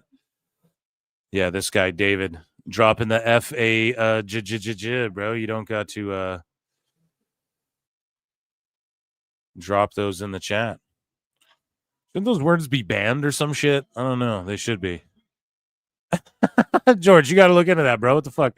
No. Yeah, guys, stop being pussies. Like, that's what I'm talking about. Stop arguing. No, I love you all. Okay, moving along here. So we got more Goldberg, right? Who talks about he wants to get at John Cena. He wants to get that John Cena ass no Diddy, right? And that would be cool, no, to see Cena retire Goldberg. Oh, shit. That'd be some, like, Triple H versus Sting shit. But here's the problem is that Goldberg should have retired, like, 7 times ago, right? So if Cena did it, I wouldn't even be mad, to be honest. If you had the pencil, if you can, lay it out for yourself, who's the match against? Where is it? When is it? The retirement match. I never got a chance to get my hand around Cena's throat. That might have been cool. There's a lot of people that I would have loved to have faced back in the day, but the fact is that you look at what does that do for the business now, and a lot of people don't even remember me that watch wrestling right now, and a lot of people obviously don't know me because they speak negatively of me, and I don't know, dude, the WCW YouTube channel and like all the footage and everything that's been floating around, like a bunch of kids grew up, with fucking Nitro on just because it's been accessible with people with the network or Peacock or YouTube now or whatever. So I think a lot of people still know who Goldberg is. I think that I was an innovator of sorts. So legends never die, as they say. There's a plethora. I mean, I'd love to have a rematch of Roman. There's so many guys that are so talented and on the cusp of stardom, if not, there yet, that are possibilities. Braun Breaker, I mean, hell, think about it. It's a logical solution. But it's all in how the powers that be want to make it happen. Dana White's the biggest example, right? Vince used to be the biggest example. Now it's Triple H. So he's got a dip in. I was wondering. I was like, dude, I was gonna say in the last one, I'm like, does he have fake teeth or something now? But no, he's got a dip in because he just spit. He's got a Zinny Boys in the chat. Zinny Boys figured out, and hopefully at the end of the day, I'm able to present myself in a positive manner to where the people of today who don't remember me will sure as frick remember me after they see me my last time, and it won't be in a negative way. If you had for the love of God, don't drop John Cena on his fucking head. So Vince Russo, bro, he lashed out at Michael Cole over wrestling, bro, for going on an all-out rant against John Cena live on Wrestling, bro, last night on Legion of Raw, bro. First off, bro, let me tell you, bro, I invented The Rock. I invented Stone Cold. I do not take credit for Jeff Jarrett, bro. Do you understand? Listen. I understand how to get people over, bro, in wrestling. Bro. Michael Cole, listen, shut the F up, bro. Bro, I would curse, but I'm Christian now, bro. You're supposed to be an announcer, bro. Now you're calling John Cena an irrational prick? Okay. So now the announcers are going to start calling the wrestlers names, bro? I invented Stone Cold. Fucking Russo. Now the announcers, so when JR would yell, he's running like a scolded dog, or beat him like a government mule, or he's gonna what would he say? Get his ass, Austin. Get the son of a bitch. Get the bastard. He would yell that all the time, dude. Shut up. It's crazy. Moving along. So Pete Dunne is going to be in Bloodsport alongside Natty Neidhart, dude. She's going to be there too. So yeah, dude, Bloodsport 13. And Josh Barnett tweeted out, he's like, you're never going to believe who I got for Bloodsport. And then I quote tweeted it with a gif of evil Cena. That'd be hilarious. So Conrad, the mortgage guy, is here for it. He's here for PWT when we need him most. Oh, come on now, Eric. And he says, oh, come on now, Twitter world. Oh, come on now, World Wrestling Federation. Hey, I know we counter-programmed your stadium show with the free Saturday night main event and booked a whole tour around your London show. Oh, my God, Conrad, are you being one of those guys? But can we borrow one of your talents for our thing? He's not. They're fucking. And then Conrad would go, oh, yes, the fuck he is. I'll talk to him. Conrad, we know, bro. Here's the problem, right? Sting can license himself and his character anywhere he wants. If tomorrow he said, Tony, I'm going and doing this, and would Tony take legal action against Sting, bro? A guy he's fucking, fawned over, dreamt about his entire life. Like you? No, Conrad, okay? So stop with this bullshit. WWE's been tackling Europe. Clash in Paris was brought up. I swear to fuck, that shit was brought up a long time ago on this show. Like, didn't they announce the actual Clash in Paris, then they book a tour? But let us borrow one of your talents. See, some of these podcast dudes, they think that, like, the wrestlers are their talents. Well, I don't want my guys working with you guys. Shut up. All right? I know it defies all logic to even entertain the idea of helping us, but it'd be cool if you did.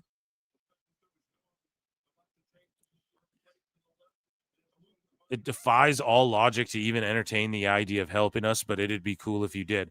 Well, what does AEW want, Conrad? Why is it always boo fucking who you? Why? What do they want? Why don't they bargain then? You know all about that. Tony would save if he had to save with PhilMarks.com.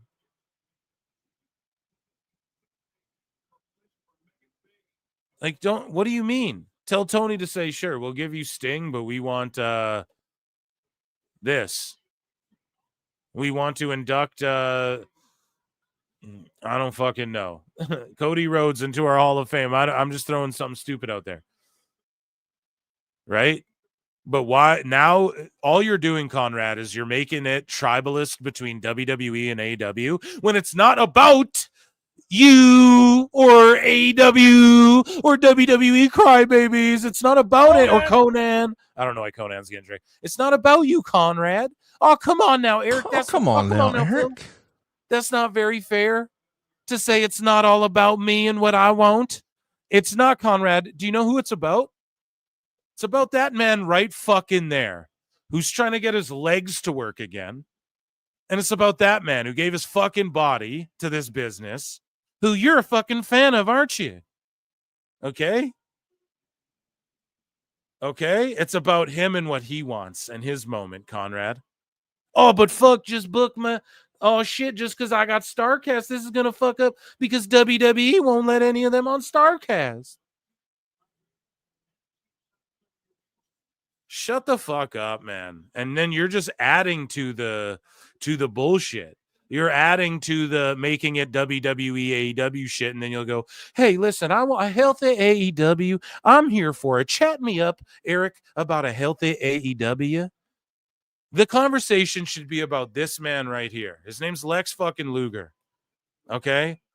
It's not about you and crybaby Tony fucking Khan and what Meltzer's gonna cry about and what the fucking IWC idiots who can't even afford tickets to go to this fucking shit are crying about, Conrad. Shut up, man. Fuck, just a shit take. I usually don't go this hard on Conrad, but that's just a shit take. Like, oh, come on, they're going to book around the same time, and can we borrow one of your talents? You mean the fucking guy who retired like a year ago?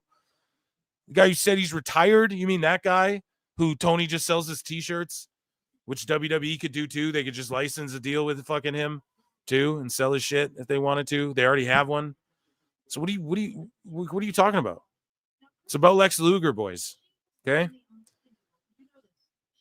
Chat me up, Conrad, about how you just fucking made it about AEW, and then you're going to cry about tribalism and how wacky the tribalists are, Eric, and how they don't buy any more Blue Chew. They're all Blue Chewed out.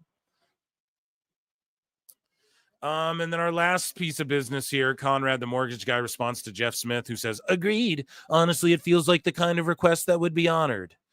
And then Conrad goes, WWE told Lex he could go to Sting's last match, but not appear on camera. AEW should offer the same in return. What the fuck, man? So they said, Lex, you can go to a WWE show. You can't appear on camera. Not, Lex, you can't induct Sting in the fucking Hall of Fame.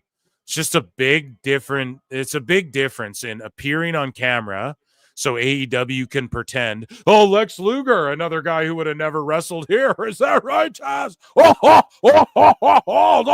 the tope con hilo. Luger's like, I did a clothesline. You know, he's like, I fucking can barely do a fucking headlock takeover.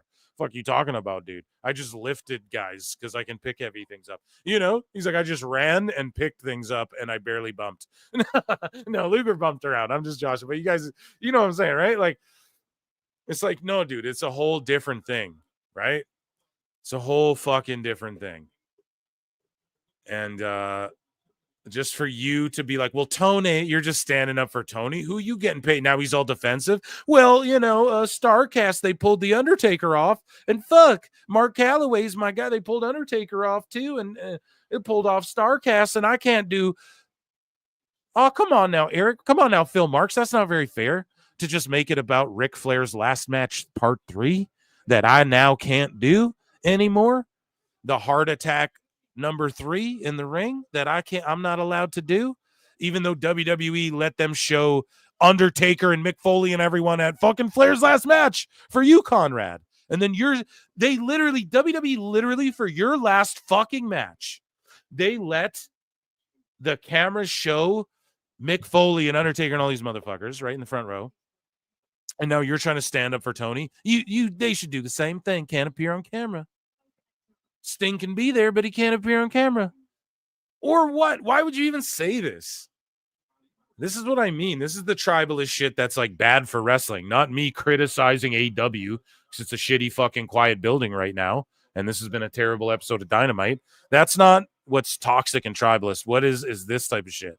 It's about Luger. It's not about you. It's not about your fucking all in Texas that you're trying to fucking protect. Shit, I got a bottom line, kid. It's not about any of that. Fucking assholes. That was WWE news, ladies and gentlemen. Sorry. I went off there. I don't usually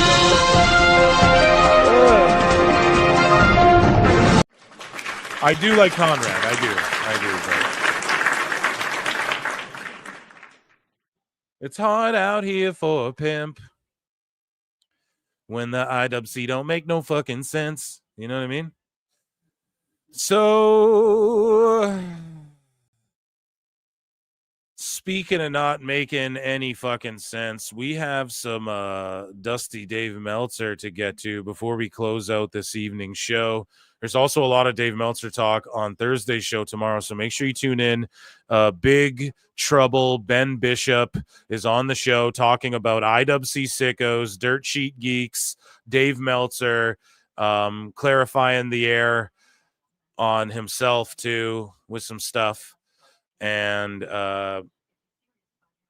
yeah, we just talk about the WWE ID and GCW and how everyone's freaking out about that shit, and they're all dumb idiots because they don't really care about the indies if they're against this ID stuff realistically.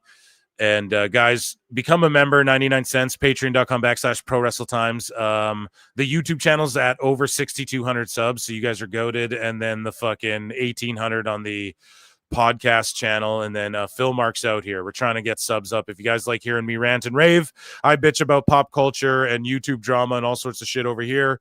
And at Phil Mark's out as well. So make sure you subscribe to me over there as well. Over, yeah. Okay. Thank you very much. Let me check in with chat.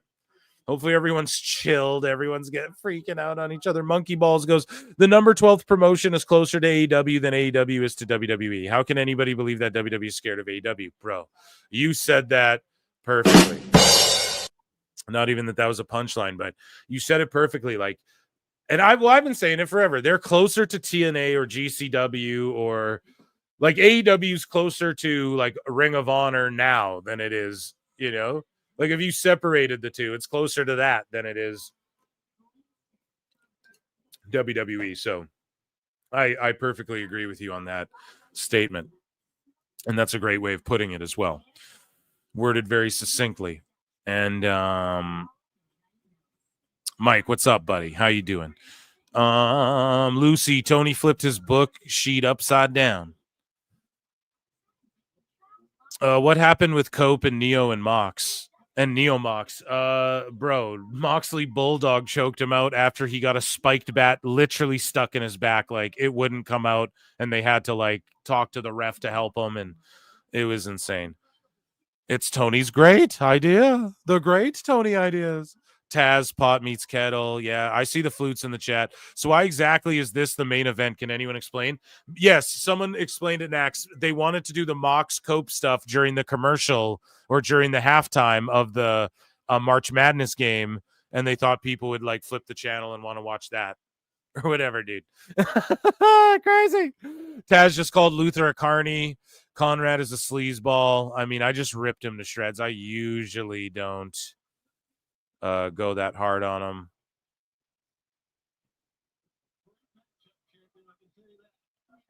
I hope Phil brings up Meltzer saying Miro and CJ divorce and getting remarried was a work this whole time. No, I didn't even hear about that. So maybe that'll be on the next show. Unless it's here. Unless you tag it to me on X. Let me look on X really quick and see what we can find. Right? Dave Meltzer, Miro. Let's see what's up with that. Here, let's see.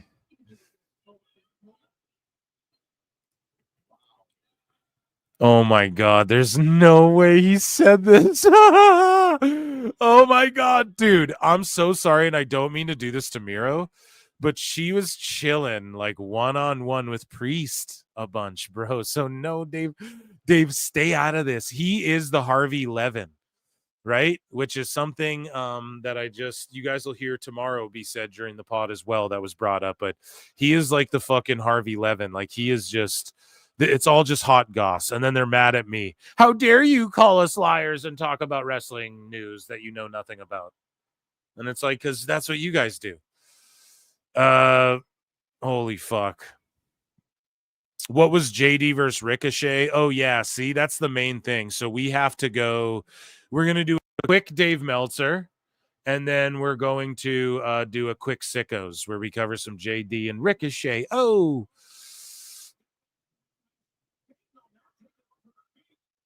Okay, big power bomb here. All right, guys. Let's get into everybody's not so favorite. Or yeah, let's flip it around here. We'll do sickos last. Let's get into everybody's favorite segment. And it is called Dave Meltzer's Dumb Moment of the Week.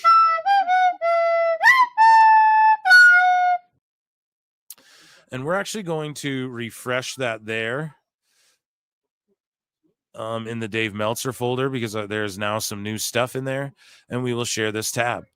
So everybody, one more time, it is time for everybody's favorite segment, and it is called Dave Meltzer's Dumb Moment of the Week. Hashtag Flutegate, hashtag Philuminati, Phil Flutinami, whatever variation you guys get. I just freestyled that. I don't know. Dave Meltzer has provided additional details on the reconciliation between so Dave Levin here, fucking gossiping little fucking Perez Hilton, Dave Meltzer Hilton here. Former AEW stars Miro and CJ Perry, according to Meltzer, there is more than meets the eye. Robots in disguise, you guys remember? There's more than meets the eye to the couple split. There's more to the couple split than meets the eye, Brian. Oh my God, Julia Gulia, we need fucking Transformers. More than meets the eye. It's more than meets the eye, Brian. Oh my God. It's like Transformers, robots in disguise. So he goes, despite reports of their separation, Meltzer claims that, Miro, Rusev, and Perry, CJ, Lana had never officially divorced and remained together throughout 2024. Yeah, so they separated.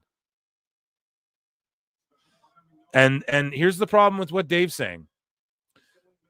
Nobody said I know the dirt sheets are fucking saying they remarried, and your dumbass is like, oh, they're saying they remarried. No, everybody knows they renewed their vows and they never fully got divorced. They separated, right? Like that's what TMZ's talked about. And he goes, they remain together throughout 2024. He further alleges that the supposed breakup was actually sold to TMZ as a publicity stunt that would eventually pay off in their storyline on AEW TV. Then why was Lana publicly tweeting at people like, hey, remember I met you at a party and shit? And no, I'm not kidding. To like semi-famous people, look that shit up. And she was in Damian Priest's they were doing like TikToks together, bro. Right? Unless they're doing each other's fucking eyeliner. Right? Why is she hanging with Big Daddy Priest there? You know what I'm saying? Big Daddy Damien, right? Come on. And I ain't cheating on. I'm glad they're back together. They're a perfect pair. Maybe it was a publicity stunt. Maybe Dave's right about this. Hey, if it's some drama bullshit, National Enquirer bullshit, Dave will know about it. You guys know what I'm saying? But anyways, Meltzer explains that Miro and Perry were reportedly sold on the idea that this would work on TV, Brian, but there was a major roadblock. AEW president Tony Khan. He states that Tony Khan wasn't a fan and decided to not run with the idea, thus leaving them both off TV throughout all of 2024, Brian. Bro, I don't know about best guys, Tony Khan. I don't know about all that. And so why would they be in... Why would he get cooked out? You guys know what I'm saying? Cooked out in WWE, go to AEW and do some shit where he's getting cooked out some more. Like if I was Miro, I wouldn't want to do that shit either, bro. Right? Like what the fuck is the point of that? So Dave just talking out of his ass. Thank you so much for bringing that one to the show. Whoever shouted that out in chat. We're in the Dave Meltzer moments here. So Dave Meltzer, he fears flutes. So we got this on the last live show, and we have further evidence of this. So flute, that emoji is banned in the F4WYT comment section. And he said, and this guy, Psyoptic Prodigy, said on the show, I tried to put it in the other day, and I couldn't find it when I searched for it. We then got further confirmation about what was it? Oh, yeah, I got another comment that someone bookmarked me in. that said, let me see here. Sorry, Tony Storm's ripping. So more proof. And I got this message. I had no problem using flutes in the F4W comment section just now on YouTube. Oh, no. So I had no problem using. So possibly debunked. So what we need to do, sorry. So we're investigating this. Chat, if you're allowed to use flutes, you guys got to let me know if you can do it on the Wrestling Observer or F4W, anything. You guys got to report back to me, okay? Because if they're banning the flutes, then we're fucked. You know what I mean? No, we're not. We'll just put chickens in the chat. But so this is me here quoting again an F4W. I forgot who I got this from. Probably Meltzer said what or something, but I quote tweeted this or grabbed a screen grab, and basically to summate what Meltzer says here, he's like, I saw a fake story, but assumed it's true because Wade Keller, I study and learn. So here is, them talking about Nakamura, and Meltzer goes, Nakamura is on the show and on the tour. The stories of Nakamura leaving are untrue, as WWE confirmed the story of his leaving was false. The only reason anyone acknowledged them, and I was besieged with questions on what he is doing next, was because the source was also listed as Wade Keller. However, those at the Torch said that Keller never said that, and it became a story that spread because it was made up with Keller as the source. It was one of those fake stories that earlier in the week I kept getting asked about for several days. So you speculated on it, pretended you knew shit. Well, what I've heard, you didn't hear shit, and then you pushed it and everyone peddled it like it could be true, and then you're just skirting it over to Wade Keller. Again, you guys will notice a pattern. He skirts responsibility of another thing he was wrong about over on like Joe Lanza or I forget his name. I think Joe Lanza. So yeah, he just keeps doing that. He can't accept responsibility for fucking, it was Wade Keller. It was none of us. So you guys can meet Dave and Brian. You guys can meet John Cena for $25K or Triple H for $8 or $9K. You can meet Hulk Hogan for $9K, or you could meet Dave and Brian for a live Q&A in Las Vegas. Guarantee you they won't be at fucking they won't be at WrestleMania. So you can meet them. I wonder if anybody goes, ask them about flutes in the chat. So Dave Meltzer's caught lying again. All of his number estimates, and NFL does 30%, and all that bullshit doesn't matter and was fake and made up in his head. I'm never wrong about this old coot. And here is post wrestling. We read it before. Like, AEW is not a sport. The CEO of TNT Sports say they don't consider it a sport, like UFC and shit. So all this, well, NFL does 30%. He just made it all up. Like, it's just shit. And he tried to do that with Amazon. He said on his show, 35,000, but it'll do 135,000 buys, Brian. And then he comes out and says early estimates for Amazon for Revolution, 135,000 K buys. No, that's not early estimates. That's Dave's made up that they're going to do 30,000 fucking pay-per-view buys. And then where is it? Where's the numbers? I refuted that shit. Dave's going to have to refute me too, because I saw people fucking Grok piped in, like explained me refuting, like, what I was claiming for people. I saw people posting that shit. So yeah, Dave, you got some splaining to do, brother. Dave Meltzer says 62% of all WWE revenue in 2024 was from television rights. And then Disco Inferno's like, so what drove that? And our last one, Dave Meltzer says Collision Saturday did 408,000, a 0.10 in the demo. So here's the thing.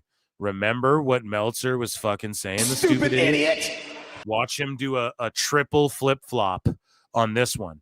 Remember back in the day, he's like, overall viewership matters. And then it comes to AEW and he's like, it's the key demo. Study and learn. Now look at the key demo plummeting on Collision.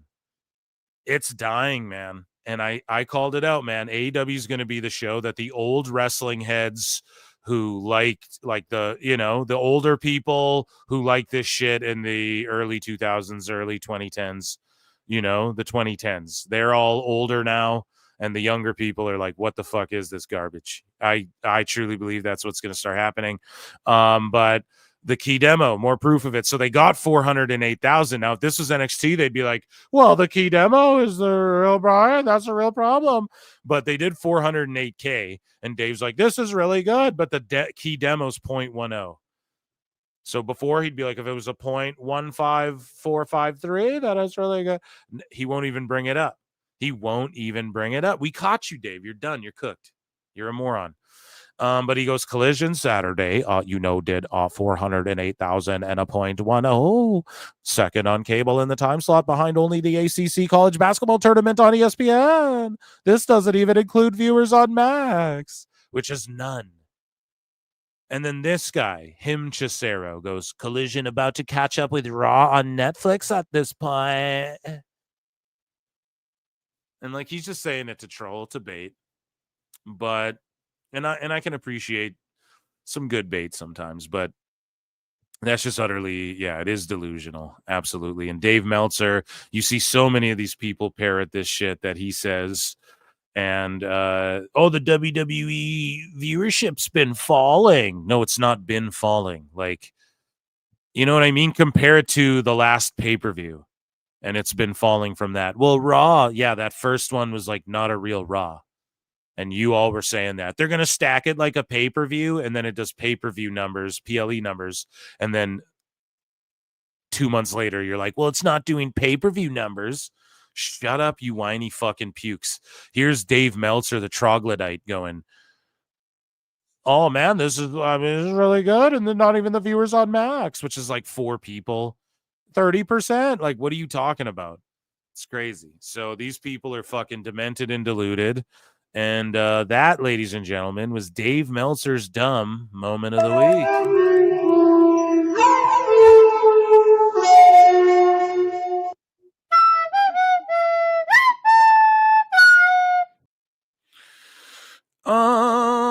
So let's switch over to a sicko segment. After I check in with chat here, we'll end with a sicko segment. Nobody go anywhere. It will be good. We will talk about some JD versus Ricochet stuff, which would be good. I love all of the flutes in the chat. Flute-gate. It is Flute-gate every damn day here. Ignore him. He's trying to pick a fight. Are we fighting again in the goddamn chat? You fucking edgelords. You know what I mean? Stop, dude. Stop being edgy, bros. No one gives a fuck, you know? I am on the stream from 5 hours ago and searched flutes in comments. It does not appear. Man.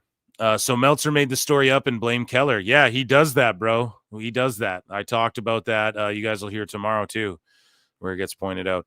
When does Dave and Brian do their show? No fucking clue. Chickens. Yeah, George, you got it, dude. Chicken attack, bro.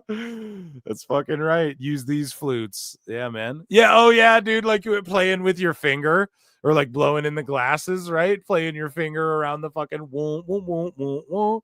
You know, we need Dave on the Jean-Benet Ramsey case, dude. Those fucking docs are so funny. Jean-Benet, like they don't know anything more. You're just watching the same shit, you know? That they don't know anything about more than, you know, what they did a billion years ago. So Ricochet fingers his booty hole in videos. Yeah. And Diddy didn't have to be involved. Okay. Speaking of Ricochet, let's head over here for our sicko segment. So I tweeted this out, and a lot of people are like, you took the bait. You're baited in, man. No, like, trust me. I tweet out, so Ricochet's cringeness is not a gimmick, and he's just on here all day crying like a sicko. Got it. And then people are like, oh, what? You're just over here defending? What? Are you one of these JD tards and stuff like that? And I'm like, bro, who's going to tell this guy? Who's going to tell this guy? I'm overhead now. You know, it's like, bro, nobody takes the piss more than me. Shut the fuck up, right? But it is what it is, man. You got to deal with it. And I wanted to put a little bait out there. So yeah, Ricochet is being cringe when he's like just bringing up disco and shit out of nowhere. It's just getting beyond the point of, oh, you're a funny heel, and now you're just being fucking cringe, man. You know, like it's like go away heat type shit. And the Bucks did that to themselves. Lots of people been doing that to themselves. I don't know what to tell you, but so people started going at JD, and part of this also was, well, we covered round one, right? We covered round one of all of this. So we're here for round two. And Joey Janella also started getting kooky in here because of this. So we have a lot of going back and forth here, back and forth. Check out my gravel pit. And let's see where we start. The mystery unravels it. Who take is the sea that I travel with.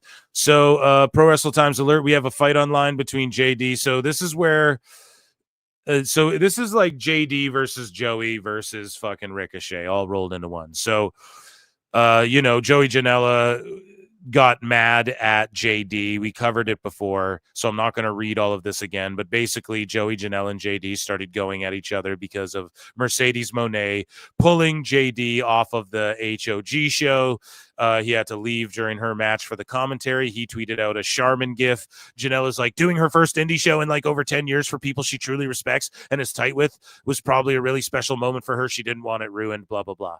JD's like, Joey is mad that he's failed to make a big stage in the sport that I make more money than him in. Shut the fuck up and continue to beg people to buy your shirts so you can scrape by, pay for your rent and medical bills because you've blown your life savings on Red Lobster and Marlboros or whatever. And then Joey's like, got me, keep crying, little buddy. JD's like, get well soon. So there's some JD mixed in here too, because he starts spurging out and fucking, you know, he became like a literal e-drone, right? A literal fed bot. So Emil's like, it's cool how you use his real name. It really proves that you know your stuff. And then JD's like, I can say whatever I want, sweetheart. Oh, and Emil does fucking cringe commentary himself. So we move along here, and Ricochet gets into it with JD. We covered some of it on the last show. If we retread a little bit, sorry, guys, but we do what we got to do. So Ricochet says that, you know, he responds to this one sicko, and he's like, we listen to our fans, every single one of them. And I'm like, bro, you've been there for a cup of coffee. You know, I quote tweeted that. I was like, bro, this is cap. You've been there for a cup of coffee. No, so many fans have been runned off from the bullshit they had, from just trying to be like, this is what's up, you know, fix this, fix that, move to a smaller building. You get called an e-drone. Okay, fuck that. He goes, however, there's a difference between being a fan with real criticisms and a dumb shit idiot who just wants to spread unnecessary hate. That's so stupid. It's so dumb. So JD goes, just because I'm in a mood tonight. Hey, King Ricochet, hate content or honest criticisms? Or maybe you're fucking tone deaf. You want to call me hate content, yet don't notice the good? Next time you want to tweet about me, make sure you've done your research. Oh, and so here is him, I guess, putting over Ricochet. Let's take a look here. I don't know what JD's shows are called, but here it is. But the way we started, Jesse, to where we are now, Ricochet out off the script, and Chi-Town Smart is here too. Outside of his promo work, because obviously that's been the weakest part of his game. Everything else is fucking great. And he can say what he wants about the fans, and he can say what he wants about me and this show on X. I will always speak up for when something is great and when something is bad. This match was fucking fantastic. Ricochet, this was probably his best match in AEW. And Swerve Strickland is one of the, I don't want to say he's the, because it's a very subjective thing. One of the best big match wrestlers, maybe in all the business. Every time he goes out there, bro, in a situation where you need emotion, you need physicality, you need a great pro wrestling match, he's always there, man. He's like. So JD giving his review there, putting it over, and then Ricochet goes, honestly, you weren't even a thought in my head when I made that tweet, haha. If you want to consider yourself a dumb shit idiot, that's not my problem. Yeah, I guess he kind of owned him there. But, like, he was thinking about JD because you're always arguing with him, bro. So don't try and fucking lie, That's the thing. Yeah, I don't know. Moving along. JD goes, who wants to tell Trevor that I was a real-life fan and that he is late to the fucking party with grossly over-exaggerated misinformation? You don't listen to your fans. You all live in a bubble where nothing is wrong and everything is so great. You all fucking hate your fans, and the company shuns genuine concern and criticism to appease one man. Hope this helped, Trev. Jesus Christ, JD, have me on your show. You might as well. You're fucking just saying my rants from a year and a half ago. And then this guy's like, so you can confirm that Mercedes was responsible for kicking you off the commentary table for her match because Hogg didn't want to suffer a Mercedes temper tantrum? Why the fuck would I tell you, Tyler? Who the fuck are you? Hey, I might be over here, but sometimes I'm over there. Fuck you, Tyler. Oh. So Ricochet goes, class, like I was talking about earlier. This is an example of dumb shit idiot. And then all the sickos are warring with each other. So let's see here what happened. Let's see what some of these sickos got to say. This guy's like, Gabriel's opinions suck more ass than the Cowboys. And then this guy's like, you and your company are soft as cotton tissue. Got the most respect for you in the ring, but you're part of the problem, bro. And he goes, you gonna cry about it? Bro, he just praised your match at Revolution. So, and then when this is the room temperature IQ thing. This is what the dumb fucks do. Is what I do. I tweet out, I'm like, oh, so he's actually just being cringe. And then they go, roped right in, idiot. Roped right in. No, because it makes me less interested. No one's going to buy a ticket because you're being a fucking cringe lord in this manner and being unable to accept criticism. People don't like that when people can't accept criticism, bro. You understand what I'm talking about? So, no. Okay. That's not fucking true. And, yeah, it's not anybody being worked. His character work on TV is the work. His Twitter personality's fucking cringe. Makes people not want to watch him on TV, not tune in to see him get slapped. It's the opposite. Like, I don't care. It's like, oh, you're one of these fucking guys, Like, JD just put him over. So it's like, all right, well, there you go. Dice JD. Oh, so Joey Janella though starts beep boop beep Ken botting, and he's like, he responds to GCW's tweet about breaking. GCW will present WWE ID Championship Tournament opening round, and then Janella's like, wow, this is awesome. I look forward to watching the young, hungry WWE talent of tomorrow fight for the first ever prestigious WWE ID Championship in Las Vegas. WWE is amazing, and I can't get enough. Can't wait to watch WWE NXT tonight, 8 p.m., 7 p.m. Who else loves WWE? Yeah, dude, and he was like thanking his wife and Tony Khan. He's like, well, I recover, and my wife gets a juicy paycheck and can take care of me and shit. So again, it just, I don't know, spurging out's the way to go. And I know people don't like when you use that term, but that's what that is. So Pro Wrestle Times, check this out. The sicko. Okay, we're going to talk about that another time. So JD, we covered this. Oh, I'm in a mood tonight. Gabba, keep the cannoli. So then Smash Crash goes, he likes to claim he's not a racialist. Yeah, okay. So let's see this, some racialism stuff. So here is the clip. We've seen it on the show before. Racialist, homophobic insults compilation. And then Ricochet's like class act, like I was talking about earlier. Oh, yeah, we already covered that. And then Ricochet quote tweets it and goes, for your viewing pleasure. Aha! Right? So then there's that group of people being like, he's racialist. And then Disco gets in the mix. And I don't know where Ricochet, like, did Disco say something that I missed about Ricochet? But this guy posted, like, Cody cooked him, Cody Rhodes, Slime Get Me,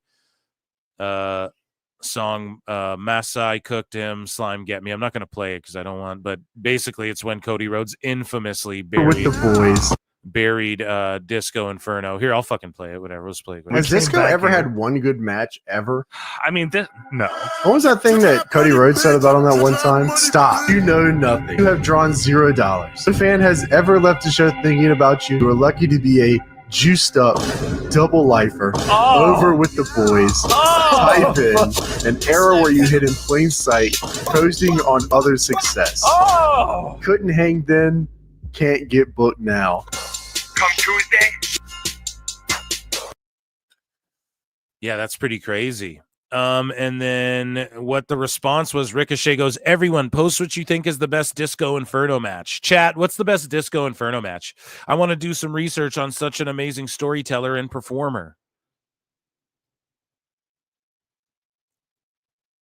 Yeah, I don't know, man. Disco Inferno is a really over character. Even your boy Meltzer, who glazes you, Ricochet. Even he said as much. And so that's the thing. When you're that over, does one match, like you're focusing on the matches again. Look at what's the best Inferno match. Well, that doesn't really matter. You're just proving the point. Like the match doesn't matter. Name the best Hulk Hogan match. Like, does it really matter? He was just fucking, it was Hulkamania. He was wiling out. Right? So you just missed the point again. And dumb shit idiot. I don't know, bud. You kind of missed the mark on that one. What was the best disco match? He didn't need a match, so that's like more over than you. Do you get it? Like you have to do insane flips for people to give a fuck about you, right? He didn't have to do that at all, so you kind of missing the point. And I think Cody Rhodes would agree with that right now if you asked him to, but keep resting your laurels on the fucking guy who left the company because it was such a fucking Mark Clown show. So Joey Janella goes, wow, this should be so funny. Tony Hinchcliffe makes me LOL every time he speaks. I watch his comedy specials on repeat. I'm sure there will be lots of laughs on this night. WWE comedy equals gold. I'd like to try out. Here's my joke. What will light up Allegiant Stadium in 4 weeks? A wrestling match. Yeah, I don't know, bro. Does he like not like Tony Hinchcliffe or something too? Like what the fuck is I just don't get. He's like just having a mental breakdown. JD from NY responds to the class like I was talking about earlier. JD goes, class, this is also an example of dumb shit idiot. What is this garbage? And who does it cater to? What? That's why Collision went from full arenas to concert halls and auditoriums. Oh. Dude, it should have always been in concert halls and auditoriums. And then what happened here? So Joey Janella responds to WWE World. He goes, wow, all the superstars under one roof. 10 years from now, we might see a picture of future WWE ID prospect with someone like a Cody Rhodes or Bianca Belair from one of these meet and greets. I love WWE, and if you do, you got to get to WWE World on the grandest weekend of them all. Who are you going to meet? Man, these people are real mad that they're not a part of like this real fucking hot shit that's going on in wrestling, and they're in like fucking AEW, you know, like where everyone's like, dude, you can't get over here. And all these people are just having fucking meltdowns, dude. What's Mania 42? Like 40 was bad, 41's crazy, 42, they're going to like, will they even make it to 50? All these people's heads are going to explode. You know, it's truly just cringe. It's not even like funny cringe or, oh, I'm just trolling. Or like, yeah, it's just trolling, but it's not funny. I don't know. Anyways. So this person says, here's a video of JD being racialist towards Momo Watanabe, spelling her name wrong multiple times on purpose, claiming nobody knows her despite her appearing in AEW before. That means nobody knows her. Snide remark comparing her to Mina, like Mina Shirakawa, making fun of her name and comparing it to an exotic drink. Oh my God, dude. Let's hear this.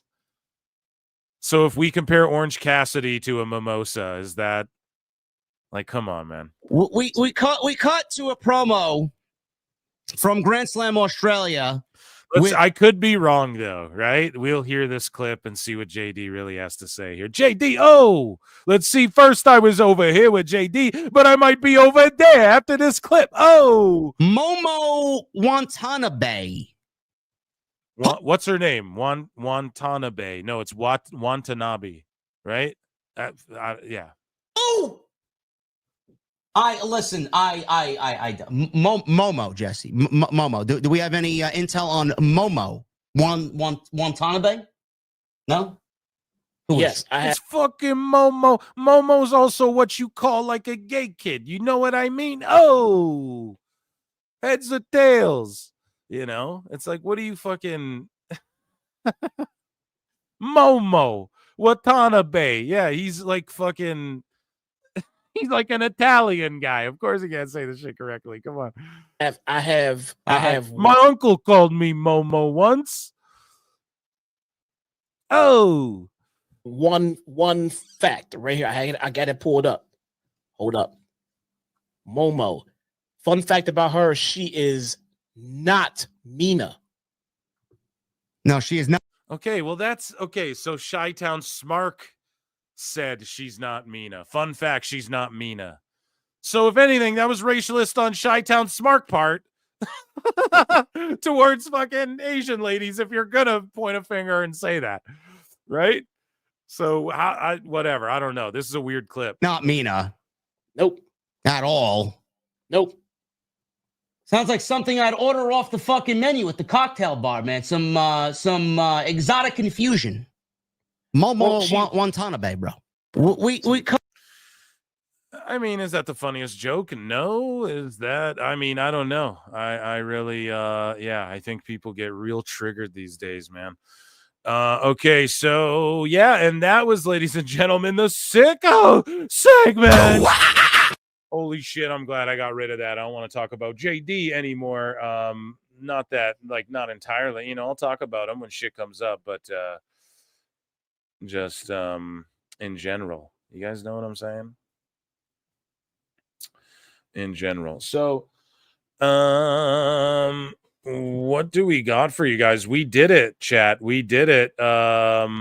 We had an amazing show tonight. I appreciate you all for being here. We did. Is there anything else? I'm just quickly looking here. Is there anything we forgot to get to? Yeah, my thoughts on Dynamite. What a fucking shit show.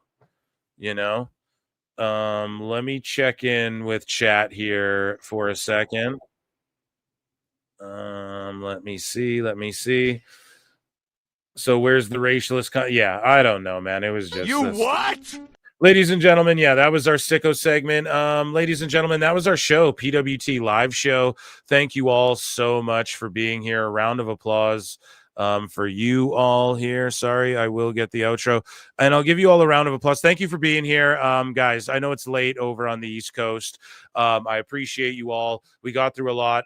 Big Trouble Ben Bishop is on the show tomorrow. It will drop tomorrow morning. Make sure you watch that, listen to that pod, whatever you got to do. That will be amazing. And thank you all for being here, man. Yeah, round of applause for chat. Members, consider becoming a member, all of that good shit. Phil Marks out on YouTube.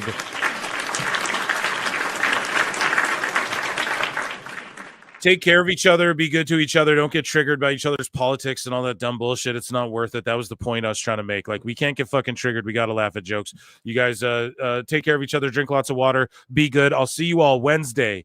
Saturday's the next live show. I'm going to go on X as well at the same time. So it might be a huge fucking turnout. And I think there's like UFC on and Collision. I don't even know. I think there's like 1 hour of Collision or something. But yeah, thank you all for being here. Take care of each other. Follow me on Twitter at prowrestletimes. Until next time, we'll see you in the Upside Down. Peace. I look and see it's not just me. Jeff, why do you insist on doing this dumb internet shit on TV? I look and see it's not just me. This place is a fucking joke, man. You're a clown. I quit. So many of us have stood where I stand. We are the young, so raise your hand. So many of us have stood where I stand. We are the young, so raise your hand. We call us problem child. We spend our lives on trial. We walk an endless mile. We are the youth gone wild. We stand and we won't fall. We're one and one for all. The writing's on the wall. We are the youth gone wild. No. It doesn't make logical sense, but it makes. Well, yes, of course. But it makes wrestling booking sense. Of course, this makes no sense. Of course, okay, it makes no sense. However, in pro wrestling booking, which often makes no sense, you would do that. It's about making money. It's not about anything else. Wrestling's always been about making money first and foremost. That's it. I look and see it's not just me. Last weekend was the greatest weekend in AEW history. This is the greatest week. I look and see it's not just me. Security, my safety, my life was in danger at a wrestling show. So many of us have stood where we stand. We are the young, so raise your hand. So many of us have stood where we stand. We are the young, so raise your hand. We call this problem child. We spend our lives on trial. We walk an endless smile. We are the youth gone wild. We stand, we won't fall. We're one and one for all. The writing's on the wall. We are the youth gone wild. We call this problem child. We spend our lives on trial. We walk an endless smile. We are the youth gone wild. We stand, we won't fall. We're one and one for all. The writing's on the wall. We are the youth gone wild. Get wild! Yeah! If you're familiar with how we do things often here on these Wednesdays, it's a lot like one of my favorite movies, Time Cop. What? Fuck you! Fuck you! Yeah!